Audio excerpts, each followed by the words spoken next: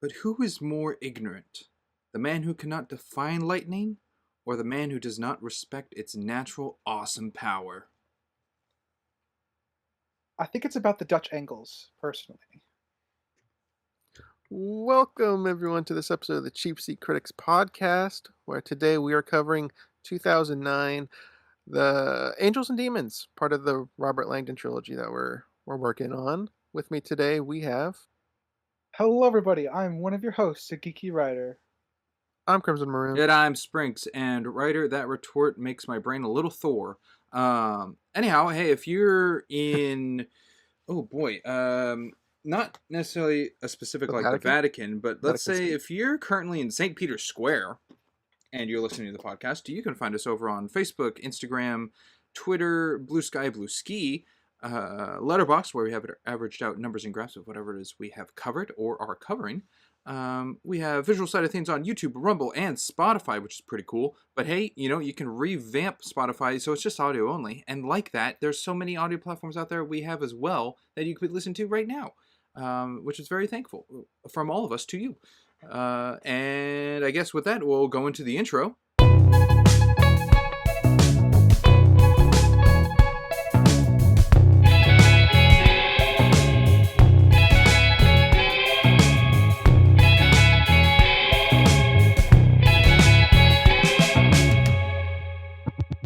Great little intro. Okay, and I think that is it. I think. Yeah, that sounds right to me. So as mentioned, Angels and Demons, continuing our trilogy, provided by writer. And I guess I'll just start with histories with Sprinks. Okay, first off, this is the extended edition. Let's make sure everyone Yes, knows it's the extended. this is extended. We are watching the extended edition. Yes, Okay. it's not going to be as drastic as the last one. No, but still, some people might question, and it could change all our ratings because of 3 seconds of something on screen. So just want to preface that. Yeah. Okay. My histories. I know of this movie. Never seen it. Didn't really know the premise of what was happening other than something religious. And I didn't know the cast. I didn't know Ian McGregor was in this. I didn't know Stellan Skarsgård was in this. Yeah, that's about it. I have a couple thoughts of the movie now that I've seen it, but doesn't really go into my history. Well, Guess that's we'll say that part for of the podcast. coverage. Yeah. Yeah. I'm surprised we kept you spoiler free on cast. I'm surprised neither of us have slipped up on anything. Of you two? Yeah, I thought for sure I brought up Ian McGregor, but maybe I'm wrong. I don't think so. And I guess the same All goes for the third one, writer? but you haven't slipped up yet. Yeah. Writer. Yeah. This is, I think, my third time seeing the movie. I don't watch Angels and Demons, the movie, as often as I do Da Vinci Code. I have. So this is my third time for the podcast. Well, third time in general, but for the podcast as well. I don't think I saw it in theaters, but I do remember seeing it in like my apartment had a theater that you could rent out, and I remember seeing it in there. And I of course have read the book a couple times, so also for this one did a reread for the podcast a few months ago. Nice. And for myself, I've probably seen this roughly 7 times. I'm pretty sure I've seen this more than Da Vinci Code, which would be the very rare exception of me seeing sequels more often than the previous films. Because I usually start from the beginning at any time I want to watch a franchise. So this is a rare exception. Outside of that, don't really have anything. Never saw it in theaters. Don't have any merchandise. There isn't really much merchandise. Still haven't read the books. So that's the history I got. Oh, yeah, I was supposed to add, I haven't read any of the books, and this is my first time watching this one. Boom. Mic drop. But that would make sense since you didn't know who was in it. Nope. Onto the facts that I found. I will start with the budget.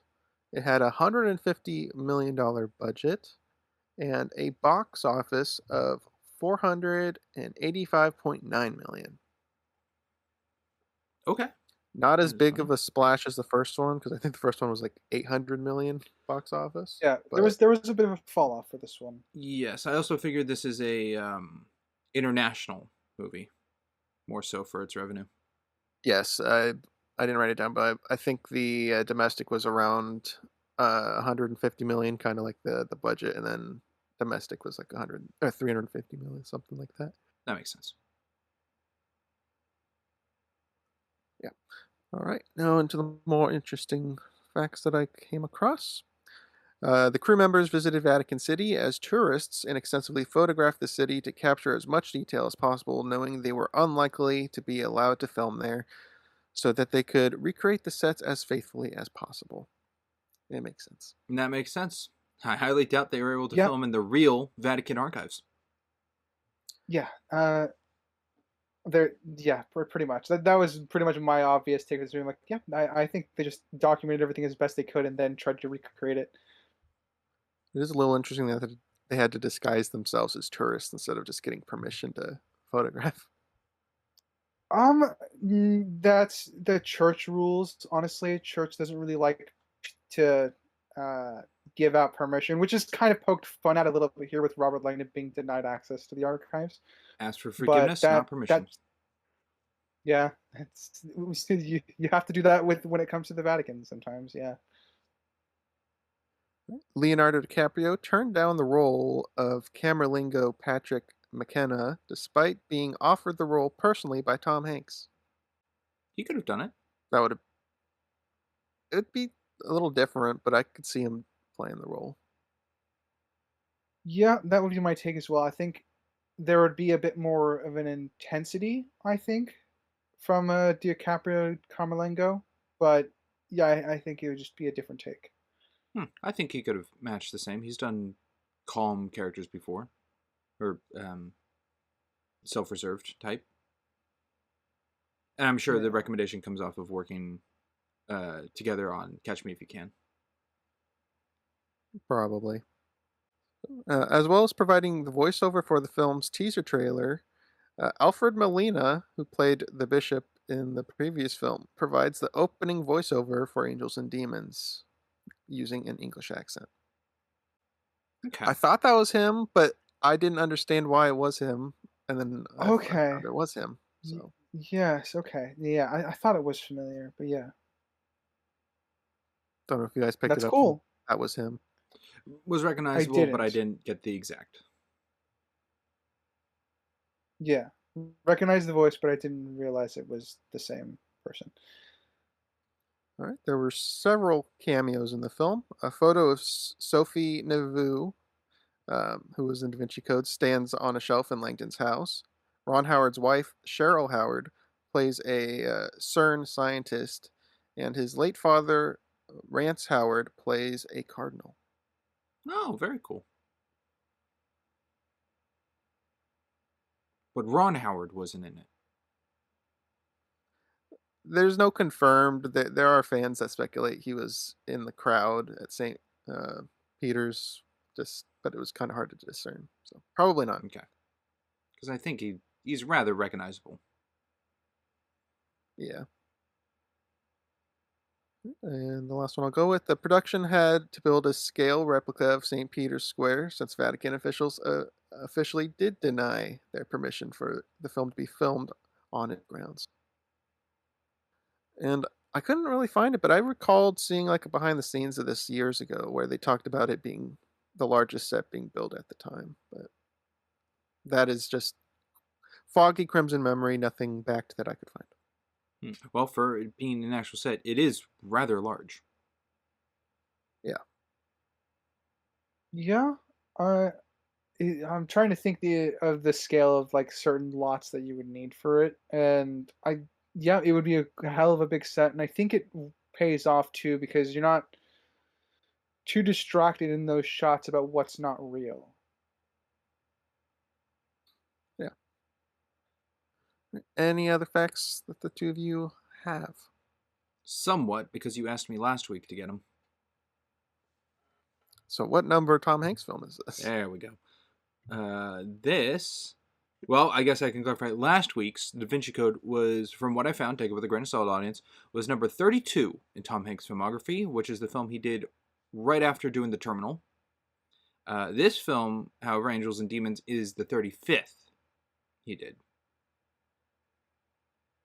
Or I guess, as what we've covered, 48th was The Circle. Quite the branching timeline we've got with Tom Hanks. Yeah, we're slowly filling it out a little bit more. And if you want to know when Inferno is, come back next week. Yeah, where there's a time gap, so I'm sure it's going to be more of a jump in films. Yeah, I think the only one I remember or fact I remember about this movie is something. I don't know if it was an interview, but I remember Ewan McGregor talking to Ron Howard. He's the one who suggested that he could do when the Carmelengo's talking to the cardinals all at once, so without breaking the scene into several segments, because he felt that he could pull it off and had memorized the lines. And Howard agreed and proceeded to film it. And the take was so good that no further shots were necessary, and that was the one used in the film. Oh. Based off what I looked up, that is accurate. Yeah, first take, they kept it.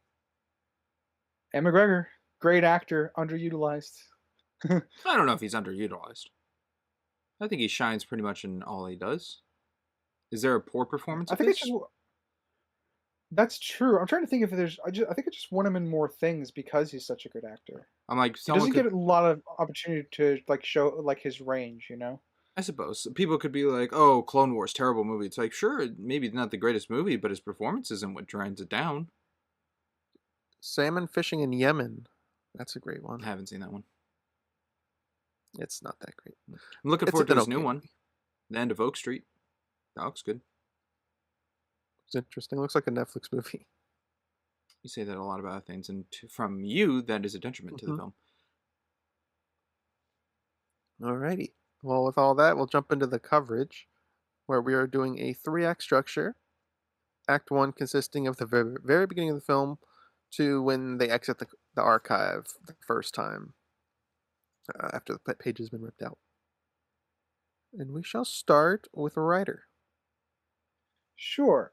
I will start. Man, I'll save some of the overarching stuff I have later on. But I actually quite like that we open this film up on the Carmelengo without necessarily knowing who he is to the Pope, because he has to break the Pope's seal. So I like that it hurts him to do it, even though in retrospect he is still the one responsible for the Pope's death. Oh, still treated him like a father. Yeah, like I said, it still broke his heart to do it. He thought it's one of those things where he felt it was necessary to do without it like coloring the judgment of.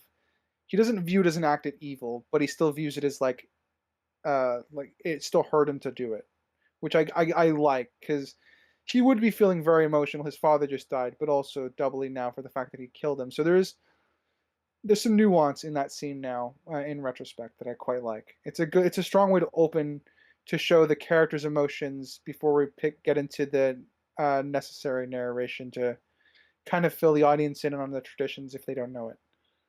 Lots of traditions in this film. I can tell you, I didn't know him. Me neither. Yeah, I don't know oh man, my English radical ton. Sede Vacante? Didn't know what that was. But I do now. The period where there's no pope is that the one? Yeah, the time of I'm learning. The time of the empty throne. Time of mourning. Where I didn't even know the Pope gets a throne. I mean, everyone doesn't call it a throne because it's in bad taste to call it a throne, but it's a throne. It's kind of what it is objectively. But yeah, I agree. That was a good introduction to him. I refer to him as Patrick in my notes. That works. Not Carmingo. The Carmelengo. Camerlengo. Carmen Sandiego. Yes. And, yeah, there you go. Yeah, I assure you, I will be referred to him as the Carmelengo most of the time, I think. I could just call him Ian McGregor. I'll be able to track that. Yeah. Yeah, there's gonna be a few characters I'll probably just be describing their place. Yeah, because some of Top these one. names are. Yeah, it's great. Yeah, it's great to see General Gazelle again. I know, it's so soon. I know. I didn't expect to see him so soon. I forgot he was here. I'm sure. It's Oh, I'm sure you are. yeah. What? Oh gosh. All right, Sprinks, you're up. Cool. Can I do a big overarching one for me? Why not? Of course. Awesome. This movie is titled Angels and Demons. This movie shows multiple depictions of angels. There's various statues and architecture changes and characterizations and a lot of angel symbolism and whatnot. The demon hole seems to be the only demon in this movie. There's the statue of the half demon, half angel. Now it's a half that was demon. in one of the churches. Well, that's still a demon. Would it still be And an you're angel? taking it quite literal. It's also symbolical of actions. I mean, you have Patrick, who's kind of taken the path of evil in some aspects, which would be kind of a demon role. Are all demons evil? Not a question for me. I mean, my mind, yeah, but I don't know a lot about this particular religion. Okay. I found that, yes, Patrick's actions are quite evil and insidious of what he does, but I wouldn't call them demonic. I don't know. I think that's kind of what they're going with the title, though. Is it's not a literal depiction of seeing demons or descriptions of demons, but the actions of angels and demons. So that, like, the At Vatican least and that's the my read. cardinals are the angels of following what they do in tradition, and yet Patrick here is the sinning one amongst them, taking upon his own actions, becoming that of a devil, or not a devil, but a demon amongst angels. I mean, if you wanna, read more like into the symbolism of it, I mean, that's what Lucifer was. He was an angel among angels, pretty much, Yes, until he fell from heaven. So that and you was can then kind into of a read that devil. into what, yeah, and that can then you can kind of read that into the Carmelengo as symbolism at a certain point. True. What I'm And getting at is the But plural of demon. I didn't find another instance of a secondary demon. well, the Hitman does some pretty evil stuff. True, but again, not demonic. Well, I mean, that I just guess it, sounds the objective of what you think is demonic, because I just view demonic as evil. Ooh, lovely. What's your This- definition of demonic? Well, I can pull up the definition of demonic. Probably I best guess if I while do you're doing multiple that, sources. it brings up something I wrote of Patrick being a fallen angel as he ejects Ooh, from the yes. helicopter. Okay, yes, demonic. that is definitely, I think, some of the symbolism No, attentions. Yeah. not that one. Merriam-Webster definition. Okay, well, that's a very bland one. Of or related to or suggestive of a demon. Okay. Yeah, that's almost a secular Yeah, description that there. one's not very handy. That doesn't help either of us in this conversation. Let me see. The Cambridge Dictionary. Let's see. Oh, synonyms. Geez. Wild and evil. Okay, well, I mean, seems appropriate. Okay, Maybe not the wild part. But I'm like, evil. was Patrick very wild? No, he's quite calculated, actually. Okay, demonic. This is vocabulary.com, so 3 references now. Demonic is a word to describe behavior or people who are extremely evil or cruel. Well, Yeah, no, I would say wild in that one. I would say the killer is definitely evil, because I mean, he stuffs sand into someone's body to kill them. That's pretty brutal, and he just brands them. So I'm, based on what you guys are saying, I'm willing to call their actions demonic, but I don't know. Again, it's, I don't take the title. I rarely take titles literally, so that's just me personally. But I think symbolism wise, I think it works still. But if we're looking for more literal references to angels and demons, I think I I guess that's where you would have legs to stand on for the Sprinks. Well, I understand the connection one to one based off of a book, and the book is called Angels and Demons, so thus the film should be called titled the same. And in reference to the book itself could have more depictions of demons that aren't transferred into the screenplay or into the film itself. That's why I have a question in the title of the name. Like even the book could be Angels and Demons, Yeah. the movie could be called Angels and the Demon, so it's calculating one. Yeah.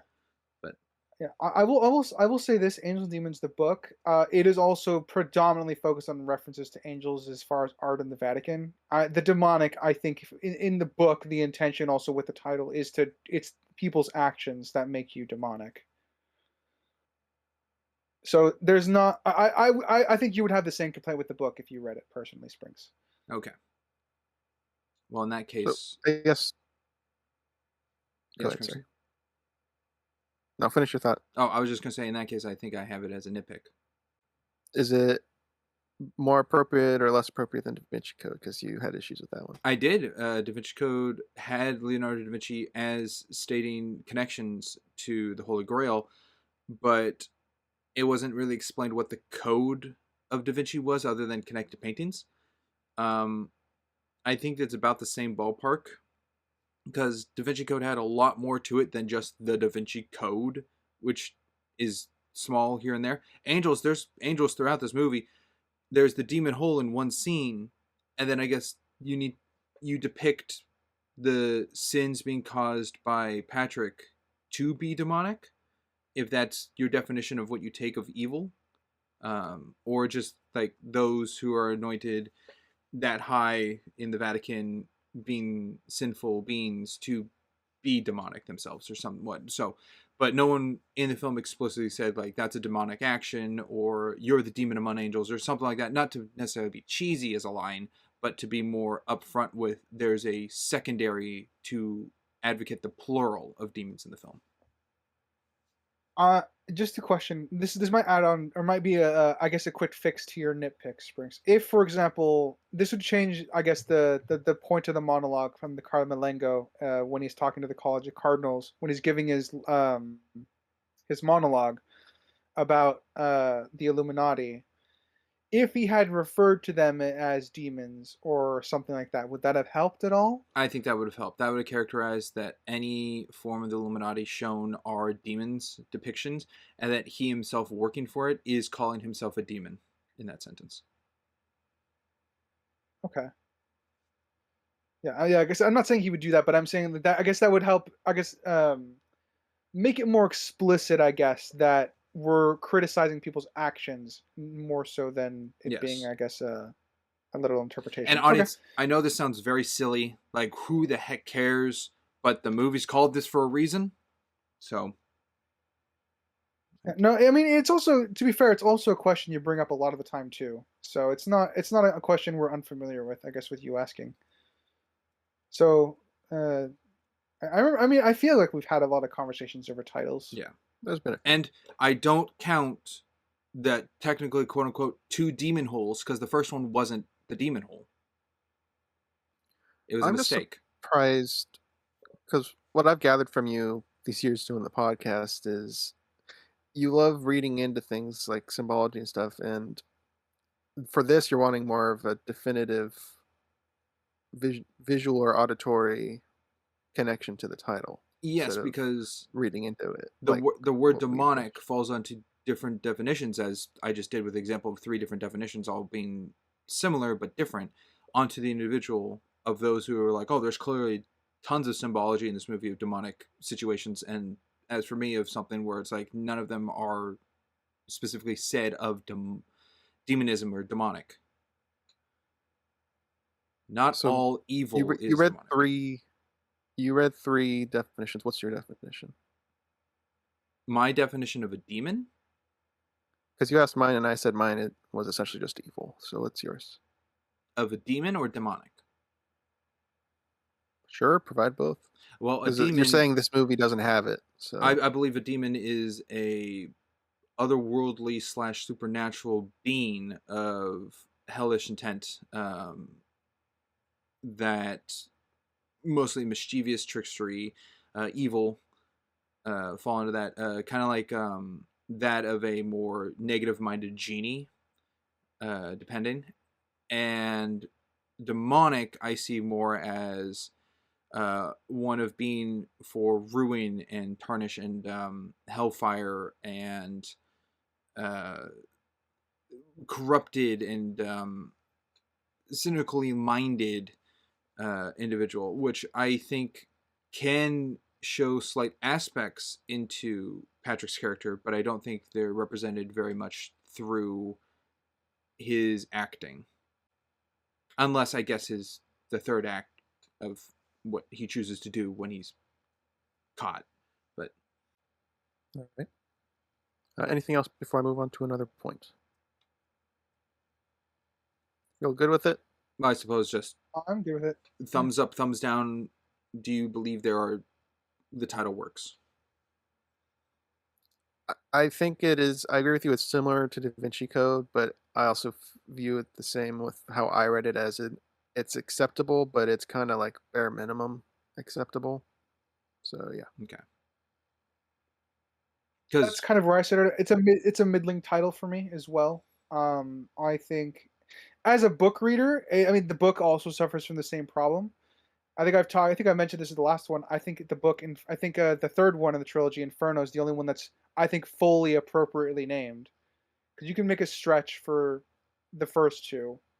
So there's a mental logic pathway to follow, but it could be titled better. okay, I was just also thinking if demons is the characteristics of people in the film, and angels are actually physical presence of seeing angels, are they not shown to be swapped? Which is bringing up the questions. Like, there's not many depictions of demons in the movie, but there also aren't necessarily those who are doing angelic acts of service or beings in the film. Well, one could argue that Robert is an angel sent to save the Vatican. You know, God sent him. Is what I believe that high what cardinal Strauss said. dude believes so. Yeah. I mean, you're asking for depictions of angels. I'm saying that's an option. Is Langdon could be an angel, and you could potentially argue that where's it in my notes? The head of security guy, head of the Swiss Guard. Victor. Yeah, he could be an angel of sorts. To me, I kind of distill them as broad of good and evil. These two terms of angels and demons. So that's kind of my view on it. Okay. So the film could just be good and evil, but the depiction overarching of religion changes the title to Angels and Demons. Yeah, I think that's a good way of phrasing it. And I will say, in isolation for these films, I think they are good movie titles. Whether or not they're completely tied to the subject matter, I do think they're good titles. Okay, then I'll jump to a point. I'm sorry, Sprinks. I'm sure this is one of yours, but I'm stealing it. Oh boy, let's see. Where are the stupid gloves in the archive? Thank you you. have one part where he has one glove on. The first time he went in there, he had one glove on. The second time, no gloves at all. No one else has gloves. Especially when the second time the guard says, "I am now to be watching you more closely." Yeah, it's pretty ridiculous. But how the first they time, focus on preservation. yeah, he takes the book down, no gloves, on the table, and the next shot he's wearing gloves. So there are gloves present. He just didn't choose to touch things beforehand without them. I hate it. It's one of those things. This is one of those things where like there's no reason not to do it in the movie, because the book draws direct attention to how like Robert Langdon he's wanted to be there his whole life. He's not going to fuck it up. He brings gloves. Like he is like they take the time out of the book to show that he wants gloves. He makes sure Victoria is wearing gloves. For me, it lists itself as an issue for showing gloves in the film. Otherwise, it would probably be a nick. Yeah. But the fact that the movie shows it. For me, it's kind of an adaptation issue for me. But also it is objectively, I'm with you, Springs. Since they show the gloves, it's because they show it, it's a problem for the film. Oh, it's that high. Well, no. Sorry, Okay. I keep saying it's a problem, but it's on It's the damaged. scale. Yeah. It's It damaged. was damaged. Especially because it's Robert Langdon. I view the lack of gloves out of character for him. Good out of character for him in world building. It's just it should have been procedure to supply gloves as well. So I think Yeah, it's damaging on both fronts. Yes. I yeah, see it as a little more understandable for the second time he goes, where it's like, yes, they're in a hurry and a rush, more so being after the events that they know these death threats aren't bluffing. But the first one, not excusable by showing actual gloves. And the second time he just destroys the place, but He does, but he's like throwing he had to books get out. around. He's like throwing them on tables and Slams them on the table. yeah. Yeah. He's not delicate at all. And the guy is totally fine with it, the security guy. Yeah. Did we ever get a name for that guy? I don't think so. yes. We did? His name is Chartrand. Yeah, Oh, you know what? I think so. Man. his name is Chartrand. The one that's the security guy that's with Langdon inside the archive. That's Chartrand. The blonde one, yeah. Yeah, I'm gonna write that down. Yeah, Smoker. I just wrote him as Smoker. yeah. On that subject, Richter is not in the book. Richter's a movie character. Oh, that is a whole change. Yeah, it definitely affects my adaptation thing here. But so Olivetti Olivetti is in Richter's place essentially, Okay.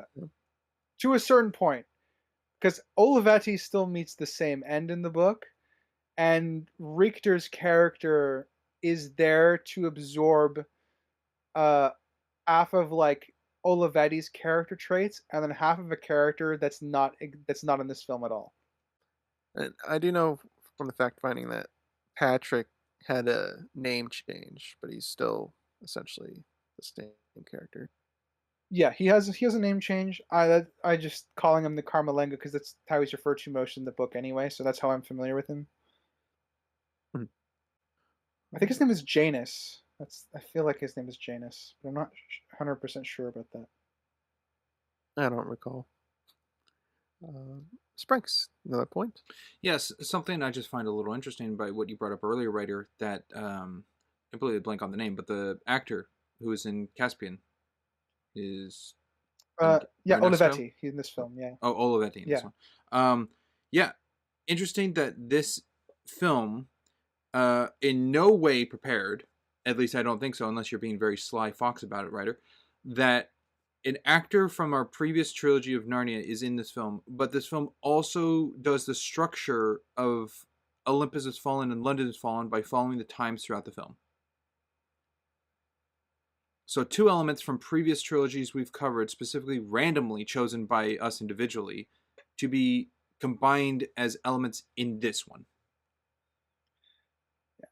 I did completely forget that Ernesto was here, but I did pick this one. I did pick this trilogy because it is technically a thriller trilogy, so I knew the time scale stuff was here. So that is definitely something I intentionally picked. And connecting for- to our for this. previous season of Tom Hanks.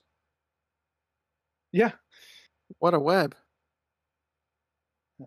Though I would I say really- it's not really really reached for this. original to Olympus Has Fallen to have time. No. represented I'm throughout just the saying film. something to connect to what we've previously done to line up to this. It just I seems very like, oh, chosen, way to go, guys. You know, kudos. When actually it's all coincidental, to my knowledge. Oh, on the topic of that guy, Sprinks, did you like his character in this more than Caspian? They're about the same. Actually, Caspian's probably a little better. That's actually surprising. He wasn't really. I like him anything more in this. Okay. Ryder, I'm sure you liked Caspian's version of his portraying a character more. Well, I mean, I went on a whole lecture about how you could see the subtle changes of a character throughout the movie. So yeah, I think his Caspian portrayal is great. I would say the Here, Caspian one's I would far more say- From character. living to dead. As I was saying, here I'm more middling about it because he does change from living to dead, but I'm not. The stuff I'm getting from his character is he feels proud that he brought Robert Langdon on because he's still, and he's the one that really trusts him through to the end until he's killed. So I still think he does a serviceable job here. He's a serviceable Olivetti, more likable than the book version for sure. And with that ready, you can throw at something. All right. Um, let's see. I will go to CERN. I quite like the visuals we have of them making dark matter in the collider. Um, I have no idea how the assassin got in and out, though, because that was way deep in CERN. All we get is he's a competent assassin. That's it. Yeah. I don't know if we necessarily need more than that, to be fair, but I don't. Yeah, it I'm would be not saying we need interesting more to than that. know. I'm not saying we need more than that either.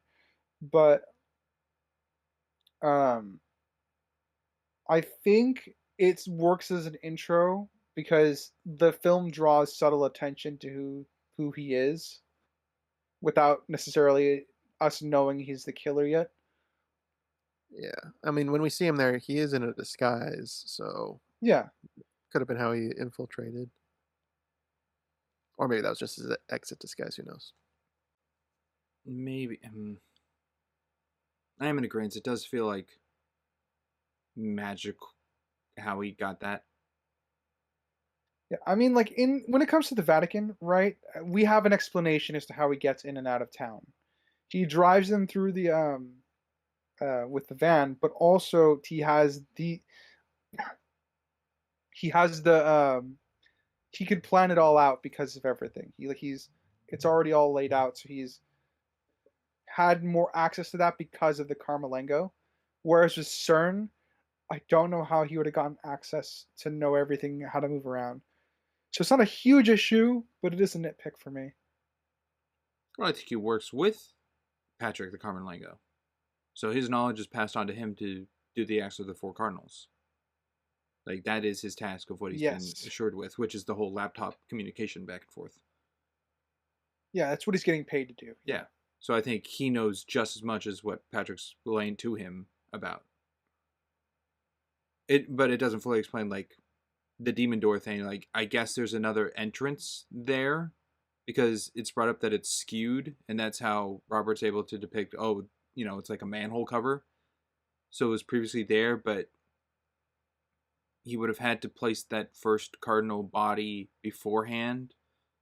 But we'd never really see the depiction of time on that perspective of when that lines up. But it does seem like after that first death, then it's only an hour to plan the next one, which is then time sensitive onto, I don't have the guy's name, the hitman, to get the next cardinal in position to die by the arranged element of wherever they're going. And the first one just seems more time was omitted than an hour, I suppose, to make that work. Because the last one is like right at the time he just dumps the body. But maybe that's a little more time sensitive because of, sorry for jumping acts, but like the two cops' involvement and then being shot. I mean, all this was already pre-planned and stuff. It's kind of just him going point A to point B, and that's it. I mean, the last one with the water guy, he is tied down with weights on the hand truck or whatever you'd want to call it. There's weights, so it is like a pre-planned killing instrument. It's not just chucking them in the pool. It's weighted and constructed. But from the past, those three of the air one, I still don't fully understand. But he was like still alive and dying, and then the fire guy was burning to death, and the water guy was live until drowning. When they got to the first guy who was stuffed with sand, he was dead. But was he dead beforehand and the body was placed there, or was he stuffed with sand in that location to die? Because it was beforehand, then more time's needed. In that location. Okay. So I still feel like more time, because he couldn't have judged, unless he's naive, to think Robert wouldn't have found out the location of the first place where the cardinal is. And he hangs out at each of them, at least after the first one. We don't see him in the first one, but it would make sense that he's around. But we also don't know how long they arrived to that guy. When they first got to the archive, it was 7:25, and I think that was the last time we had leading up to the first cardinal's death. So they could have been like 10 minutes late or something. They could. I'm kind Unless of. I forgot a time. I'm kind of just leaning the plot armor such of Robert confusing the locations is the only way for it to work that the first cardinal's death was able to get away with. Yeah, I mean, if they made it before 8 o'clock, probably would have been foiled, or at least a shootout involved. It would have been similar of him like trying to prevent them from interrupting the death. I think anyway. Yeah. But then they would have had like a tracker more so on following the hitman, depending, or seen and identified the van, and would have been far more. And with Richter there, of like, okay, this is now, since we know Richter's a good guy now, of this is where we're going. Like, that's the guy. He's involved in this. Yeah, I'm not going to go as far as say it's plot armor, because Robert Langdon making a mistake is fine. I don't view that as plot armor. I just view that as just how the plot works out. Because I don't know. I guess my definition of plot armor, Sprinks, is that like it's not a character mistake that needs to. No, this is gonna be hard to phrase, Ryder, I actually. see him as two different things. I see it is totally in character for Robert to make a mistake on symbolism and picking up something as different. It's previously on the Da Vinci Code, so it's within character for him to do it again, with symbols meaning more than one thing. So I find that fully believable. But onto the film as a whole, because of that decision for the character, which is fine, it does change the entire catching up of the Cardinals' deaths for the movie. So they don't break character to make this story work. They choose to go with something else for the character that works for the character, but changes the whole story. Okay, I think I figured out how better to describe it. So, plot armor to me in this instance, when it regards to the plot, and we're saying, because you're right in the sense that, like, if they had arrived earlier, they would have gotten. There might have been a shootout, or they would have had the trail of the murderer earlier, etc., etc.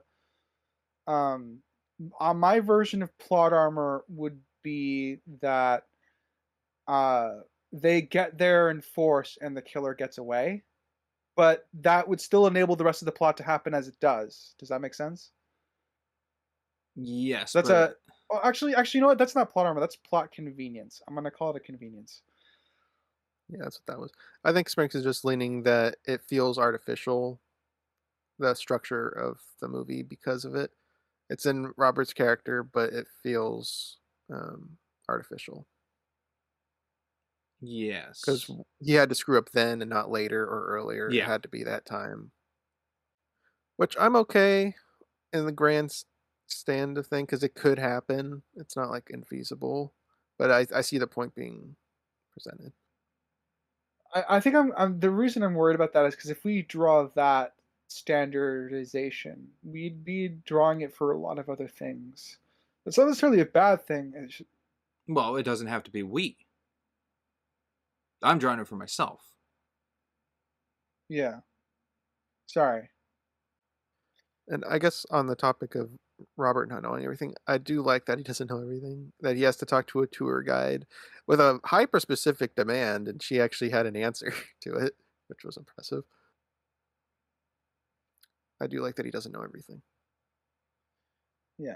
Okay. I guess my stance on for this one's Sprinks is going to be bringing something similar up a few more times in other stuff that we cover, and that might help me, I guess, get a clearer picture of it, because I think I'm still a little bit lost, but I get the general point. I just wanted to define it a little bit more.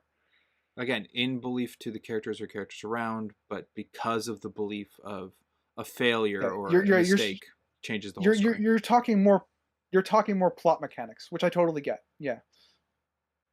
I just want to hear you. I guess, like I said, for me as one of your friends and hosts, I kind of want to hear you bring it up more, so I can try to see, I guess, the specific circumstances which you apply it. Yeah. So you don't need to do it obviously right now, but like in future stuff that we cover. Yeah, I'm just trying to think. I mean, we've probably done it in the past, just not exactly to this example. So. Yeah. Something talking about film elements uh, being a little stretched is, of course, the battery has to die at midnight. It was when she first brought up when Patrick's like, so what's the timetable or what are the limitations, what have you? I forgot what the exact words were. She said the battery would die at 12, around 12, and I'm like, of course, has to be midnight. Little I mean, it's a personal, subjective nitpick. There's nothing objectively wrong. It can happen, but it's a little like eye rolling to me. You don't like the Cinderella Yeah. story? I, yeah, everything goes boom. It's funny you bring it up, Crimson, because in the book they go into more detail of how the Illuminati figured out the battery life. Uh, in the Illuminati, in quotes, figured out the battery life of it, and were able to actually intentionally plan for midnight detonation. Well, yeah, that doesn't come across here. Yeah, I know. I was gonna Though say, I did man, like, this is very different from the books. though I did like Patrick's reaction when the temperature thing was involved because he looked surprised, like, oh, I was planning this to be like disarmed, not having. I don't think he was planning on the helicopter thing, but that's getting in the third act. Uh, Sprinks. Let's see here. It hasn't already been touched. It's brought up that the Swiss Guard has evolved. Oh boy, the Law Gendarmeria, Marina, Gendarmeria, and the Roman Carabinieri is involved. I know I didn't pronounce those at all, pretty much.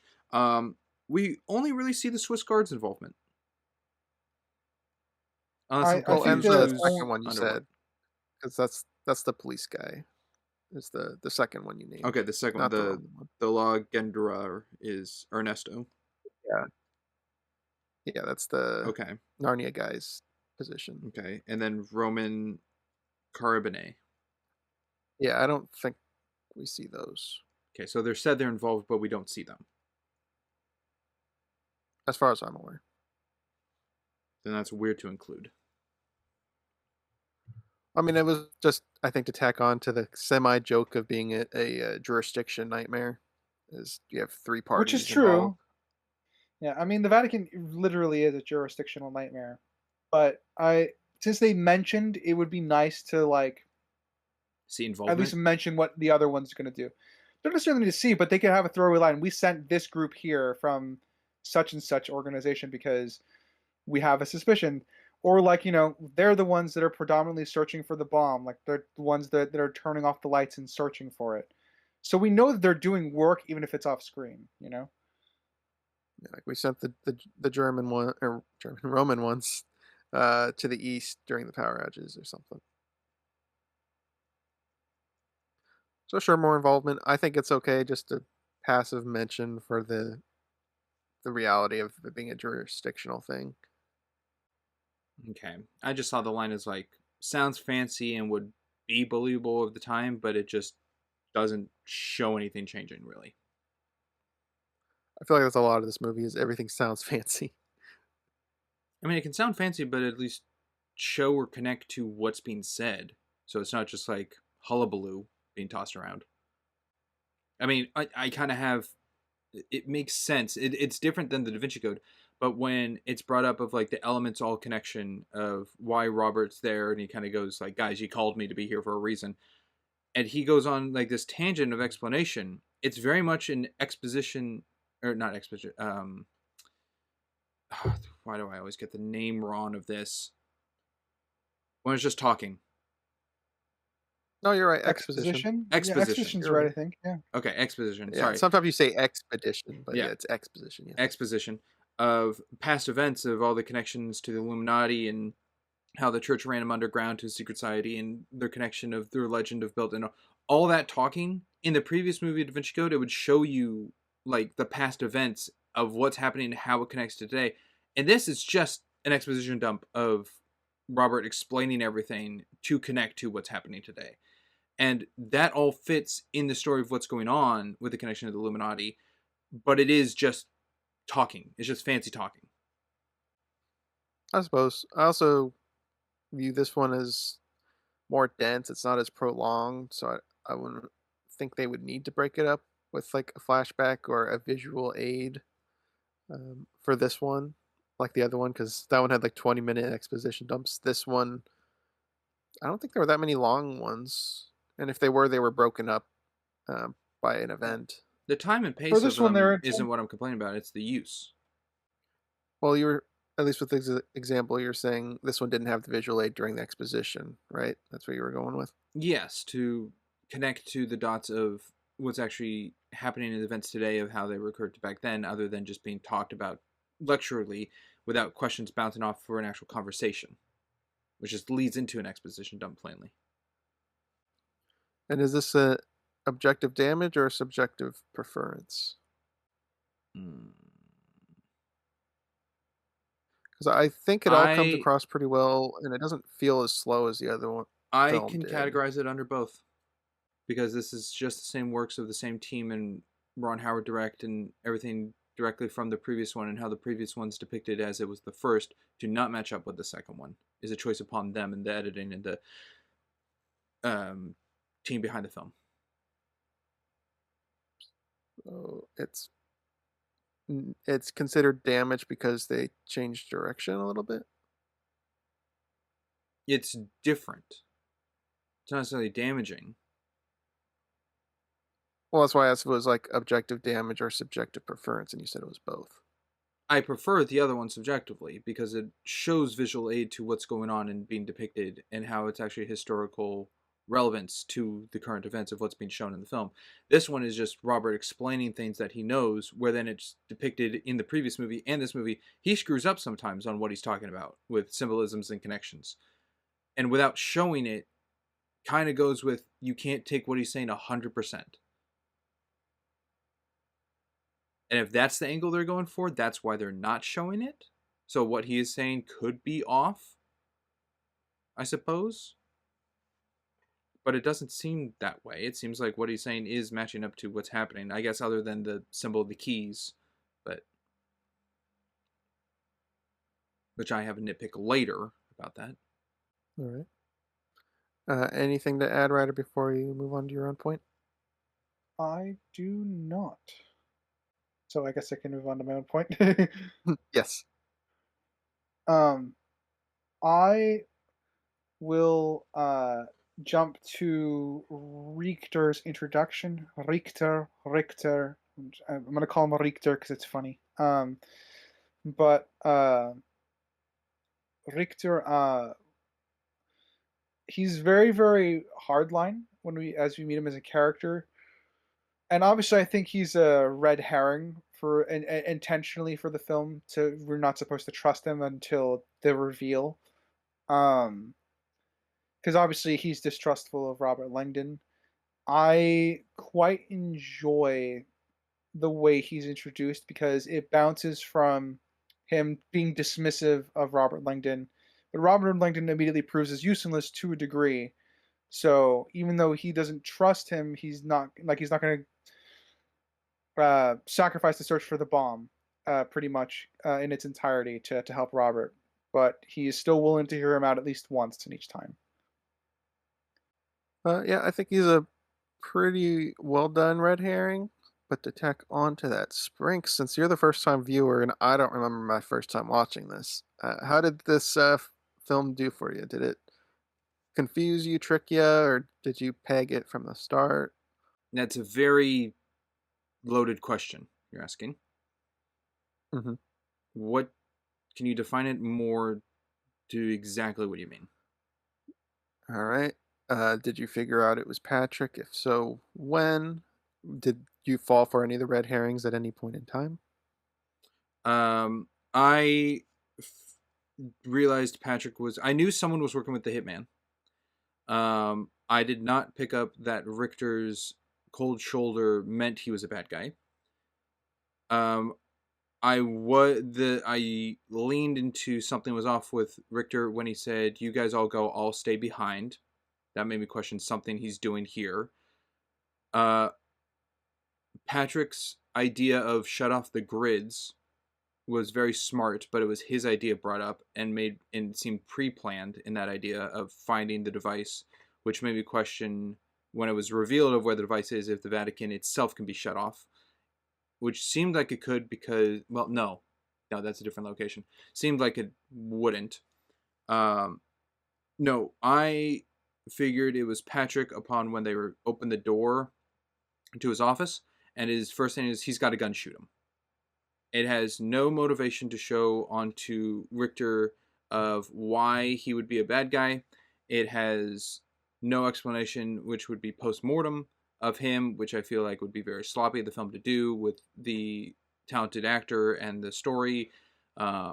So that there didn't trick me. It made me get far more eyes on Patrick being the bad guy. So I think the way the movie handled it is a little sloppy. Well, I mean, it had you on the train till, and that's pretty late in the movie, so that's pretty good then. Well, it doesn't really It's not. do It's not anything on either definitive. side. It's not. Yeah, it's not definitive with Richter's character whether he's evil, but he's clearly a red herring because you're supposed to think something is off with him with his cold shoulder. And you get a little bit of that of like him talking to the Swiss guards in a specific way. It's like, okay, we're gonna be there alone. Don't interrupt with us and stuff like that. So he is going in to speak with him alone, and then you cut away from the Carmelengo asking if he's going to make him a martyr. So you are supposed to get that he's suspicious, not necessarily that he's evil. Don't know if that worked for you, Sprinks, but I didn't find him evil. So Sprinks viewed it, so. Yeah, because I wasn't. You weren't. I don't think you were supposed to. You were just supposed to find him suspicious. Yes. Because I'm in agreement. I don't think Richter is evil. Cold-hearted or cold-shouldered, maybe, but evil is not really. No, I got the Do you cold think shoulder. he's going about? I got the cold shoulder when Robert screwed up the first time of like, oh, this is the wrong location. He goes, okay, well, you're a lost cause, take him away, and then finds him the second time, and Richter doesn't stay knowing that Robert's right now. He's like, okay, what's location 3? He just, again, lets him do it on his own. So He I took that sends as suspicious. Olivetti out with him, yeah. Yeah, okay. Great writer. That was my point. But I'll go again, sure. Oh. That was Sprinks. Okay, well, Sprinks then. Okay. The coded path that supposed Galileo left seems far more big than the Da Vinci Code's code in the previous movie. Like, this whole movie is on Galileo's This one's a lot more path. blatant. Yeah. Yeah. Let angels all the guide statues you are on point- your lofty path. Yeah, and lucky that all the statues survived, because it was brought up a couple times. They were all destroyed. Yeah. By the, I have this written, which I learned, I didn't know, Pope Pius IX and his quote-unquote unmanning. Yes, unmanning. Yeah, that is one I remember from an art history class I took. It's a funny little debate that always comes up occasionally during the art history class. You brought up the red herrings, the possibilities of Richter and Patrick. I also slightly had it with I don't think I wrote down his name. Or I didn't get his name. The High Cardinal, essentially. The older man. Oh yeah, he's definitely he's also supposed to be I just call him the Elector because that's kind of what he was. Yeah. Okay. I picked it up with him in his conversation with Patrick when Patrick goes, we should need to evacuate the city. We need to get people out. There's a bomb threat. And his response is, it's in God's hands. We have faith. If we die, we die. Everyone will die at some point. And that made me think, oh, okay, this guy might just know where the bomb is and is fine with everyone dying with that line. Yeah, he definitely comes off as a bit fanatical for I guess a portion of the film for sus reasons, yes. He is a rule follower, that's for sure. He's a believer of faith, more so. Well, I mean, they do break down like Vatican law and stuff, so it's not just faith-based. It is law. Okay. How's Act 1 looking, fellas? Oh, I think I got a couple more. I will Um, skim because I think I'm trying to filter out my direct comparisons to the book with that are not necessarily pertaining to the film. hmm, well, I guess while you're skimming, I'll read. Um, she knew Latin.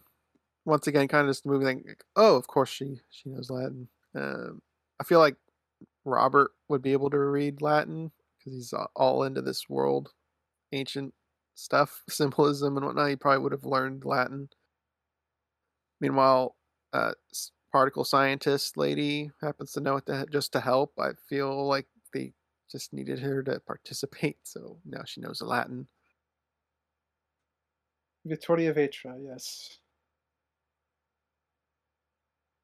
Which, once again, not really objectively damaging because she could know Latin. Just film wise, of course, she had to know Latin so she could help. Yeah. Yeah, that's a nitpick. Because, well, actually, I guess this is going to be another question I'm going to pose. Um, Robert's sidekick, I guess. We had Sophie and then Vetra, or whatever her name was. In Victoria this. Vetra. No, Victoria. Vectra. No C. Victoria. Um, which sidekicks do you guys prefer? Oh, the first Ryder one. first. Oh, oops. Springs Oh. first. Ryder second.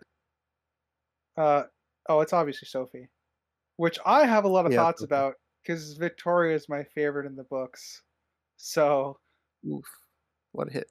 yeah, uh, they gutted a lot of her stuff from this adaptation. For example, her research partner on the particles in the books is her dad. Huh. I don't know why they Yeah. would change it to partner. Seems like it'd be an easy thing to keep. Well, yeah. Well, I mean, it's supposed to be. Goes on quite an emotional journey. I mean, in the book, she and Robert actually kind of get together, so there's a lot more emotional, like topsy turvy shit going on for both of them in the book. There is none of that here, to be honest. No, there's no real romance being built here. Even the killer's different. I like the killer here in the film, for the film as it is, because the killer is pretty efficient and professional, which I like. Killer in the book, not like that at all. Killer in the book is a lot more personal. Like directly calls like the Richter's office at a certain point. The Olivetti's office in the book, but yeah, Richter. We would be Richter's office here in the film. Wow, this adaptation seems quite different. Yeah, might be. The skeletal Might structure is be. there. They just the skeletal structure is there. They just removed all the organs. It takes place at the Vatican. That is true. All the puzzle markers are still the same, which is cool. Interesting. Okay, dokie. Sprinks. That's me. I do not like that they restate the same line within like 2 minutes when they get to the archives. That they're outside. Which one? They're outside, and it's remarked amongst the three of them within earshot of, okay, you know, the pressurization of the air, so you might enter a little lightheaded. It could happen, and as soon as they enter, it's restated. I suppose it's in a different manner, but it is the same thing.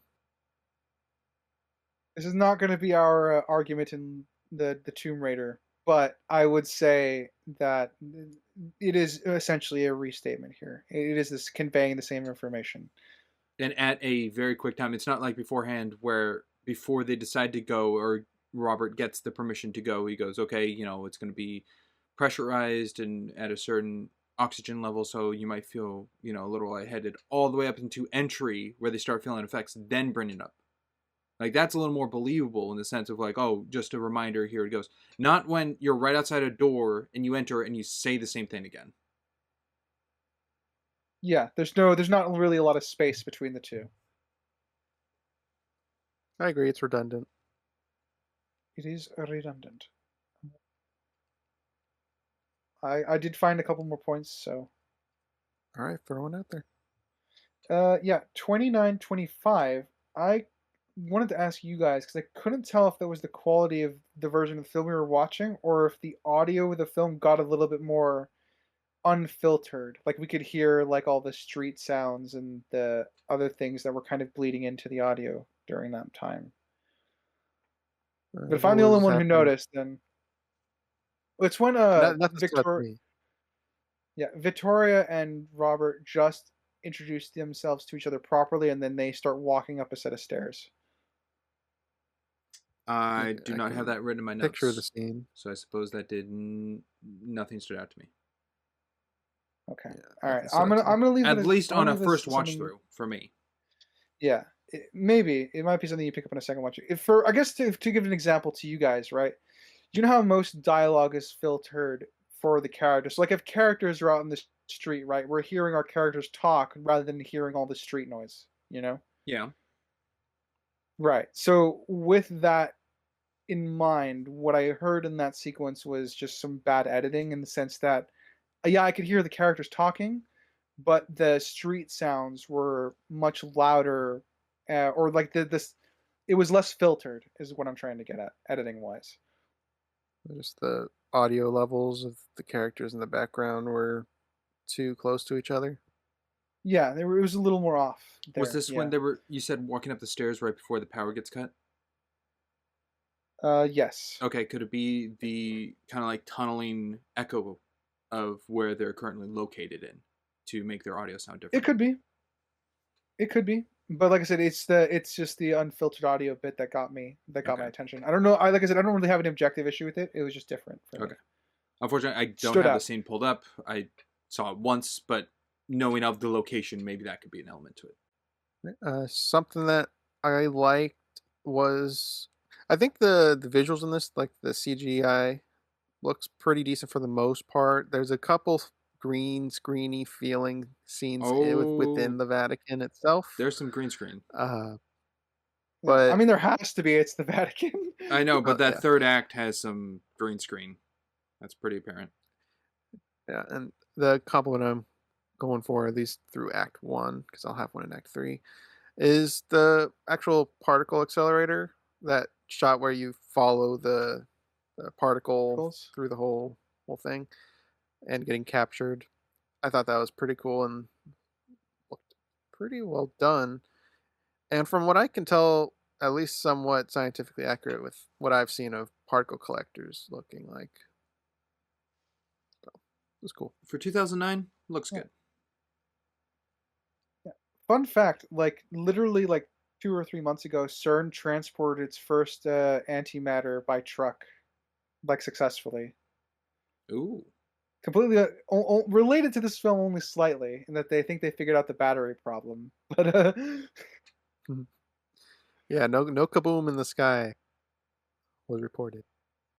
I don't know, they also have like particle collectors in Antarctica for something. Ghost particles. quarks, I Uh, believe, was it? uh, I might have been I quarks, don't but I remember. don't. I know exactly the facility you're talking about because I Yeah, wrote a paper on it. Captain Quarks? exactly. How'd you know? Well, Sorry, that's a niche I reference. was more referring to Quark's bar, but that's also a niche reference. Drinks. You can throw out another one. Sure. One that Ryder brought up last week. That nice little, I guess, reference you liked that had more of a presence in this, but still not explained. The Mickey Mouse watch. Yay! I was happy they drew attention to it. It's very fun. It's important for me as a book reader, but I also just it's funny for that this Harvard professor who could be walking around with like the most expensive watches ever is walking around with a Mickey Mouse watch. It's a nice little adjacent for his character. I I like. Sorry, I preferred. interrupted you, Springs. No, it's okay. I prefer it in the first movie. What I would like, because I don't remember Inferno that much, I just remember a few bits, is if the first movie barely acknowledges the watch. This one acknowledges it with him saying there's like a story behind it. And the third one talks about the watch. It's kind of like a story through the watch. In this, it's kind of like what Ryder said, where it was kind of relevant in the books for Da Vinci Code. And here it's like, oh shoot, we didn't mention that. We should talk about it here. Well, I mean, it's one of the. I mean, in the book, Victoria Vetra is actually is amused by it like she is in the film, but it kind of breaks the ice between them for them to start feeling some form of attraction to each other.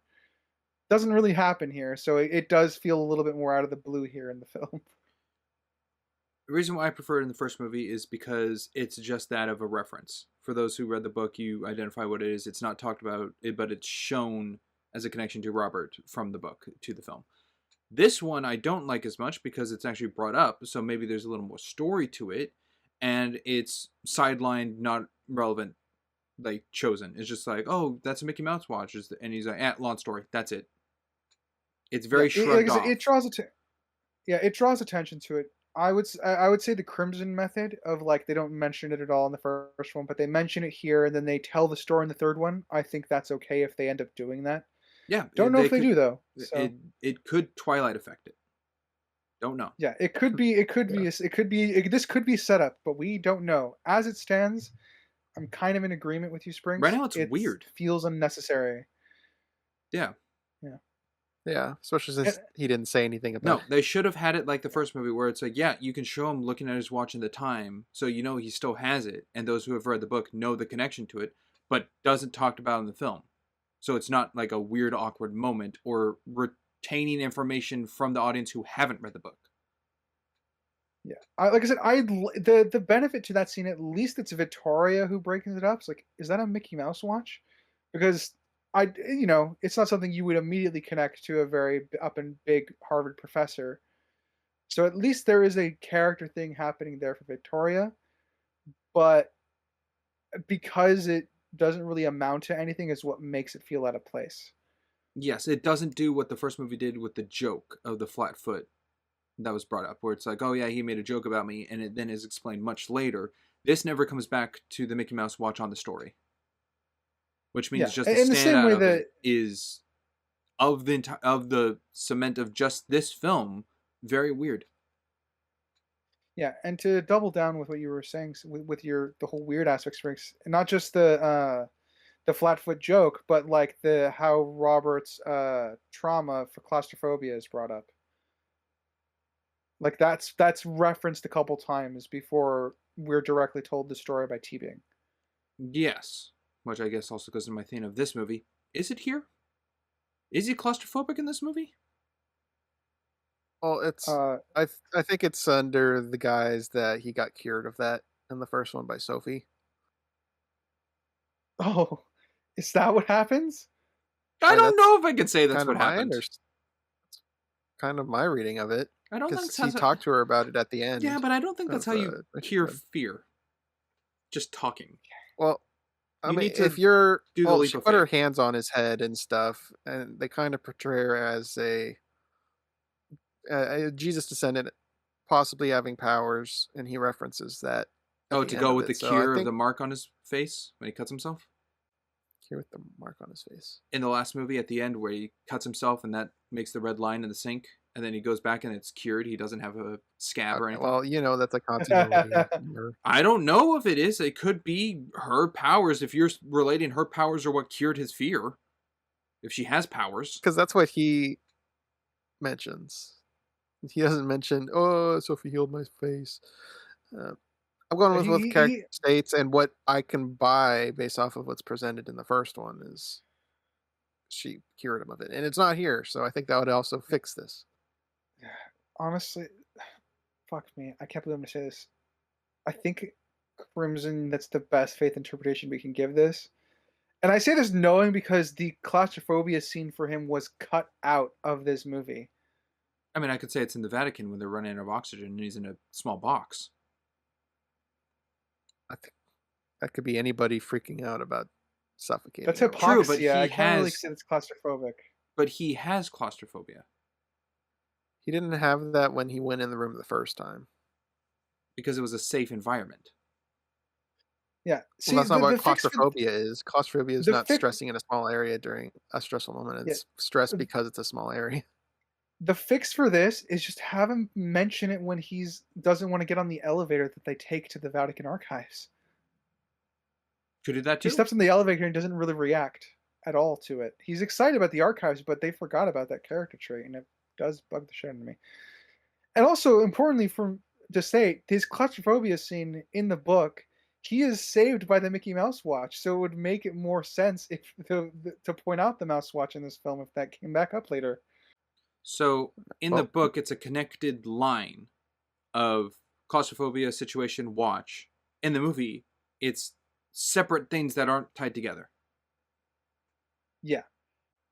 So that's kind of what bothers me here in a lot in the film, just because I'm with you, Crimson. I'm not like your reading of it, of him being cured of claustrophobia, benefits this film. I don't like that, but I think you could be right. That is technically an objective read we can walk away with. That's if I that's just what I'm personally going don't with. like it. It that's the makes belief me of more Sophia mad. has powers.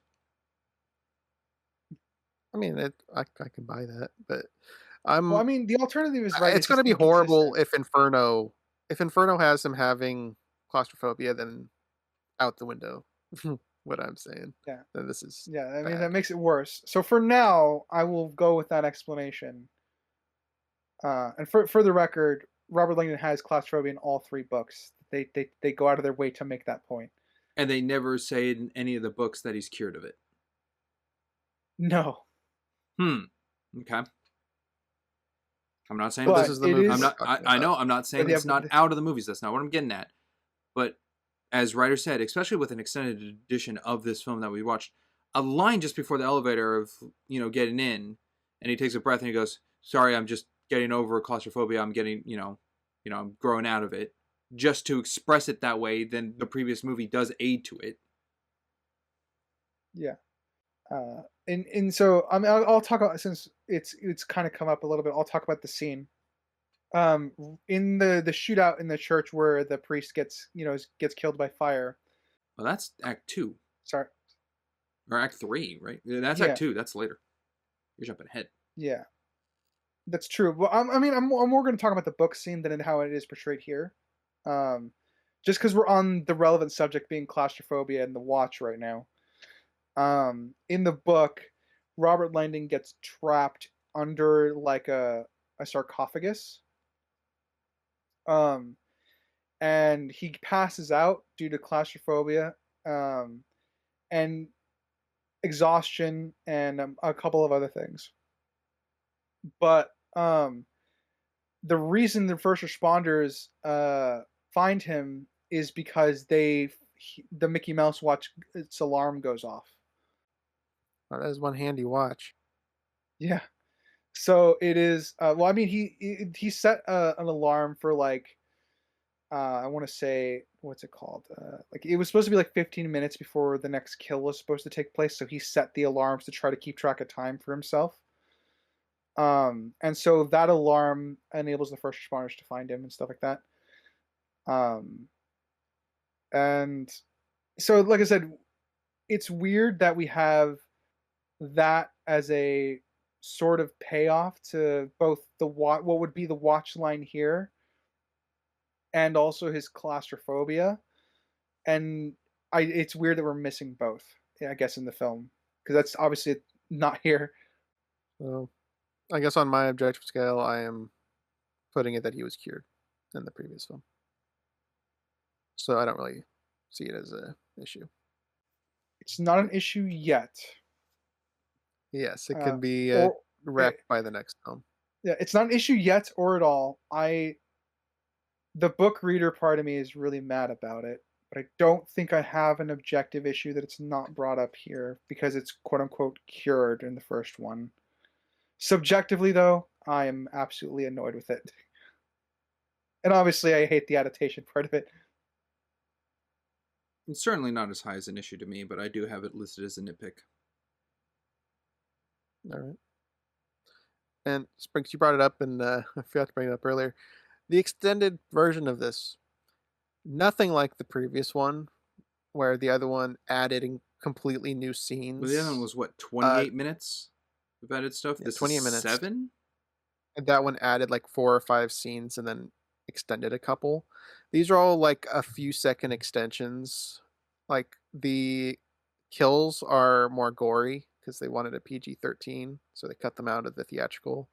For this, they added it. So when you see Narnia guy, like his throat is slit while he's walking. That's not in the theatrical one. That's part of the extension is him walking with his throat open. The focus on the brands on the chests are longer in here. So it's kind of just focusing on little bits here and there, and a couple lines have a couple words added to them. There's nothing significant from what I could see and what I looked up that makes this anything unique. Well, no, that sounds unique to build in the tension of the more realistic horror elements onto the audience. Well, yes, I mean it's added, so technically it's different, but story-wise, nothing changes due to this. Meanwhile, in Da Vinci Code, the story is kind of In different.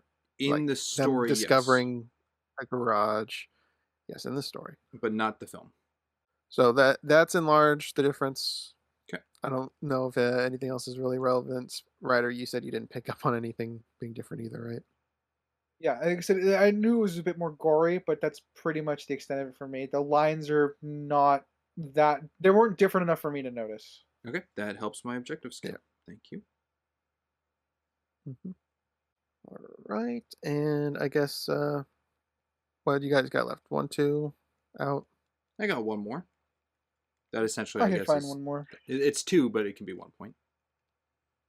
All right. Well, you can do one or both strengths. Okay. Vittoria, when they're in the Vatican archives and they're looking through it and reading the Latin and there's English on it. Firstly, I don't know how being in the Vatican archives all this time, no one's noticed that there's English on it. It's not, lemon juice needed for invisible ink like some movies. And this one's like actually blatantly there.